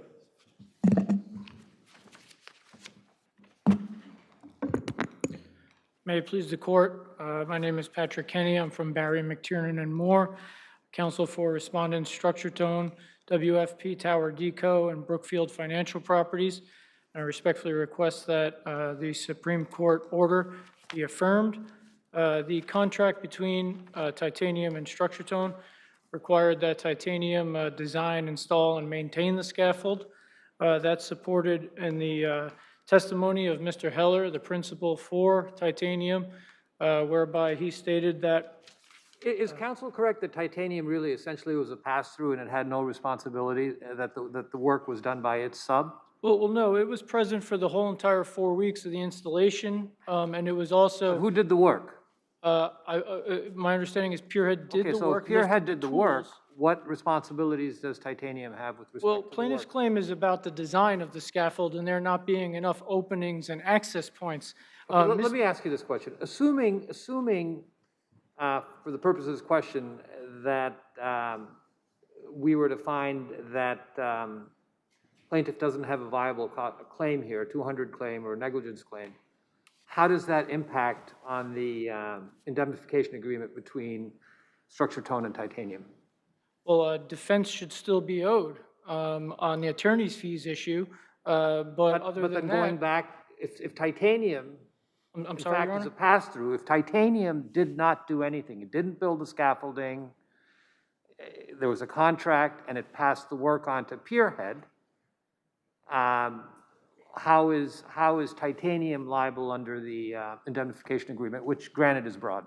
Because, right, exactly, because of the broad language of the indemnification agreement that speaks to claims arising out of work based on the contract. Well, it's out of acts, right? What Right. acts did it do? Acts, omissions, breaches, or defaults. Or by default, titanium. right. So which one of those categories fits in here? Well, if both of the remaining claims were to be dismissed, then it would likely be on an issue of. Well, it'd have to be acts, right? Because there's nothing else. Right. There's no acts- omissions. So it what are would the ha- acts? So what are the acts? It would that actually be titanium acts did? or omissions. I mean, they failed What's the to. omission? Well, first of all, what are the acts that titanium did which would cause the triggering of the indemnification provision? Or the omissions. They were integral in the installation and the design, or rather the design of the But if the scaffold. plaintiff has no case, doesn't acts contemplate acts which caused the injury? And if they didn't do anything which caused the injury, aren't they relieved of an indemnification obligation? Even under the broadest category that you have there, which is acts. Perhaps of the indemnity, but not of the defense. They're still paid, they're still liable under the contract. Well, to pay your for the com- defense But of if at the end of the day, there's no indemnification, doesn't that eliminate your getting defense? I mean, doesn't that mean that indemnification clause doesn't operate Well, to your the benefit? indemnification provision could still be at play for the attorney's fees issued. Defense, when I say But defense. counsel, the counsel over here, the complicating factor here is it's a pass-through contract, right? This is a pass-through. Titanium has a pass-through contract that actually goes through and goes to Pierhead. Pierhead, at that point, what are the, as my colleague's asking, what are the acts? If it's a pass-through, they're not acting. There's nothing for them to do. But even in the Sketch's decision, this was brought up where a subcontractor can't just say that because I never lifted a tool, I don't have any, there's no recourse under the contract. Let me put elucidation on, let me just put a gloss on that. If we ultimately find that there was no negligence on the part of any defendants, that this accident was caused by the plaintiff making the choice of stepping over rather than walking around, then how can we find that the indemnification language, which just arises out of an act, comes into play? Because wouldn't this accident be arising out of plaintiff's actions in stepping over the crossbar rather than any actions taken by Titanium or its subcontractor? I would say based on the claims in the complaint, although it would be dismissed, the claims in the complaint give rise to a defense. But we're not in defense anymore. We're talking now about ultimately what occurs. Oh, I see, you're saying there'd still be a duty to defend. Right, yeah, the cost of the litigation still exists. Aren't you engrafting on this a concept from an insurance policy? And that's not what we're dealing with. No, when no, you talk- I agree, Your Honor, apples and oranges. This is not an additional insured argument that I'm making, but the contract in and of itself still speaks to attorney's fees and costs. Isn't that only if there's an indemnification obligation? And if the plaintiff has no case, doesn't that leave you without the benefit of the indemnification? But the broadness of the provision speaks to a claim, not necessarily a negligence trigger based on a claim, or based on a plaintiff having an actual case, a cause of action. Thank you. Thank you, Your Honors.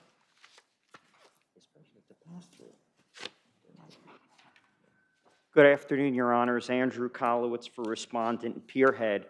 I think Your Honor's got it right. The record really should be searched here and the whole case dismissed. I mean, there's no dispute about the facts and all the witnesses. Well, I still have a question about the facts. Just explain to me how it worked. Titanium has the contract. Is it undisputed all the work is done by your client? It is disputed that all the work was done by my client. The way it works is Titanium gets the contract. They sub it out to Pierhead, my client. What work did Titanium do with respect to the scaffolding? Well, we could look at the contract. Their responsibilities, and I'm referring to page 1262 in the record, included, after the scaffold was erected, some maintenance, some oversight of safety. Which is fine, but the plaintiff's claims don't really concerned those kinds of issues. It's not a lack of maintenance of the scaffold that caused injury. It was what the plaintiff did, right? That's correct. I mean, and you're correct, Your Honor. I mean, there's no dispute here as to whether or not the scaffold was erected properly. But I will say this, my client did not design the scaffold. I could refer you in the record where there's testimony on that point. There was an engineer who designed it. It was approved by the Department of Buildings. It was approved by Structure Tone. Structure Tone directed my client as to where to place the access points. So, you know, I just take somewhat of an issue with the characterization that the contract is a pure pass-through, because to your point, Your Honor, the responsibilities of Titanium were not the same as Pierhead. And there's also an aspect of the contract, and it's very important here, particularly when you're dealing with scaffold companies that just erect the scaffold and then they're off the site. Once the scaffold is erected, and Pierhead has going for it also that after 3 days, if there's been no complaint to you, you're out of the picture. That's correct. That's 100% correct. And we're not even allowed back on site until it's time to disassemble the scaffold, unless somebody says, come on back. So, you know. Pass back to Titanium the obligation to take care of the scaffold. That's correct, under the contract. But I tend to agree. It's not that kind of case where there's an allegation here that there's a defect or something went wrong with the scaffold here. But you're 100% correct. It wasn't my client's job to maintain the scaffold, to do repairs to the scaffold. In fact, they were precluded from coming back on site until such time as it was the appropriate, you know, time to disassemble the scaffold. Yeah, and your client had a very limited indemnification clause. It was more limited than as between the other parties, correct? 100%. There are two contracts at issue here. There's the original contract in February of 2015, which required an active finding of negligence on my client's part for there to be any indemnification or any defense obligation. Later on, a month later, an indemnification, a broader indemnification, was presented to my client, who acknowledged he signed it.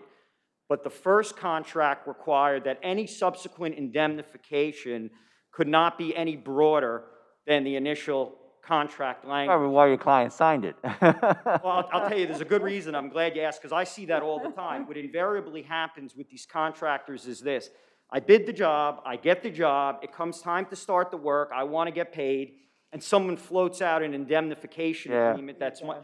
And you have no choice. You're running a business. Yeah, your client's smart. Oh, yeah, I'll sign it, yeah. And I see it happen where they sign it after the fact. Couldn't figure that one out until you just made the argument. It's like, okay, now I get it.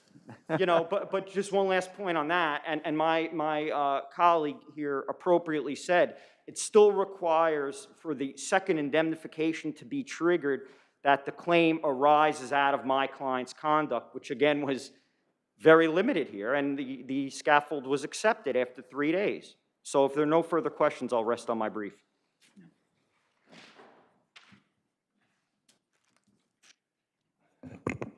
I just briefly like to point out that my colleague was referring to the language in the contract between Pierhead and Titanium. Sherry Best, when testifying about that contract, admitted that that was a form contract and it was intended for the general contractor who they normally deal with, and it was the party's intention that it would be Structure Tone taking full possession of the scaffold after it was constructed and not Titanium, further underlying that Titanium had a very limited role in this case. If there's no further questions, I'll just rest on my brief then. Thank you. I think we're good. Thank you. Thank you for your patience waiting through a very long calendar. Thank you.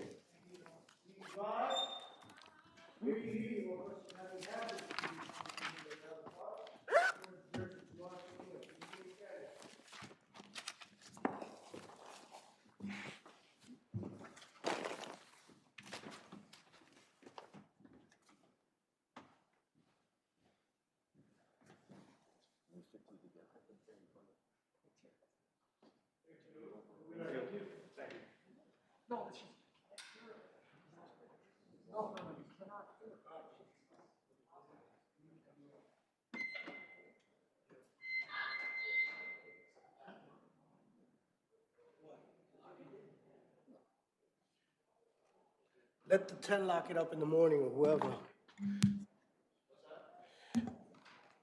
The lobby can lock it up in the morning. I never lock that up at night.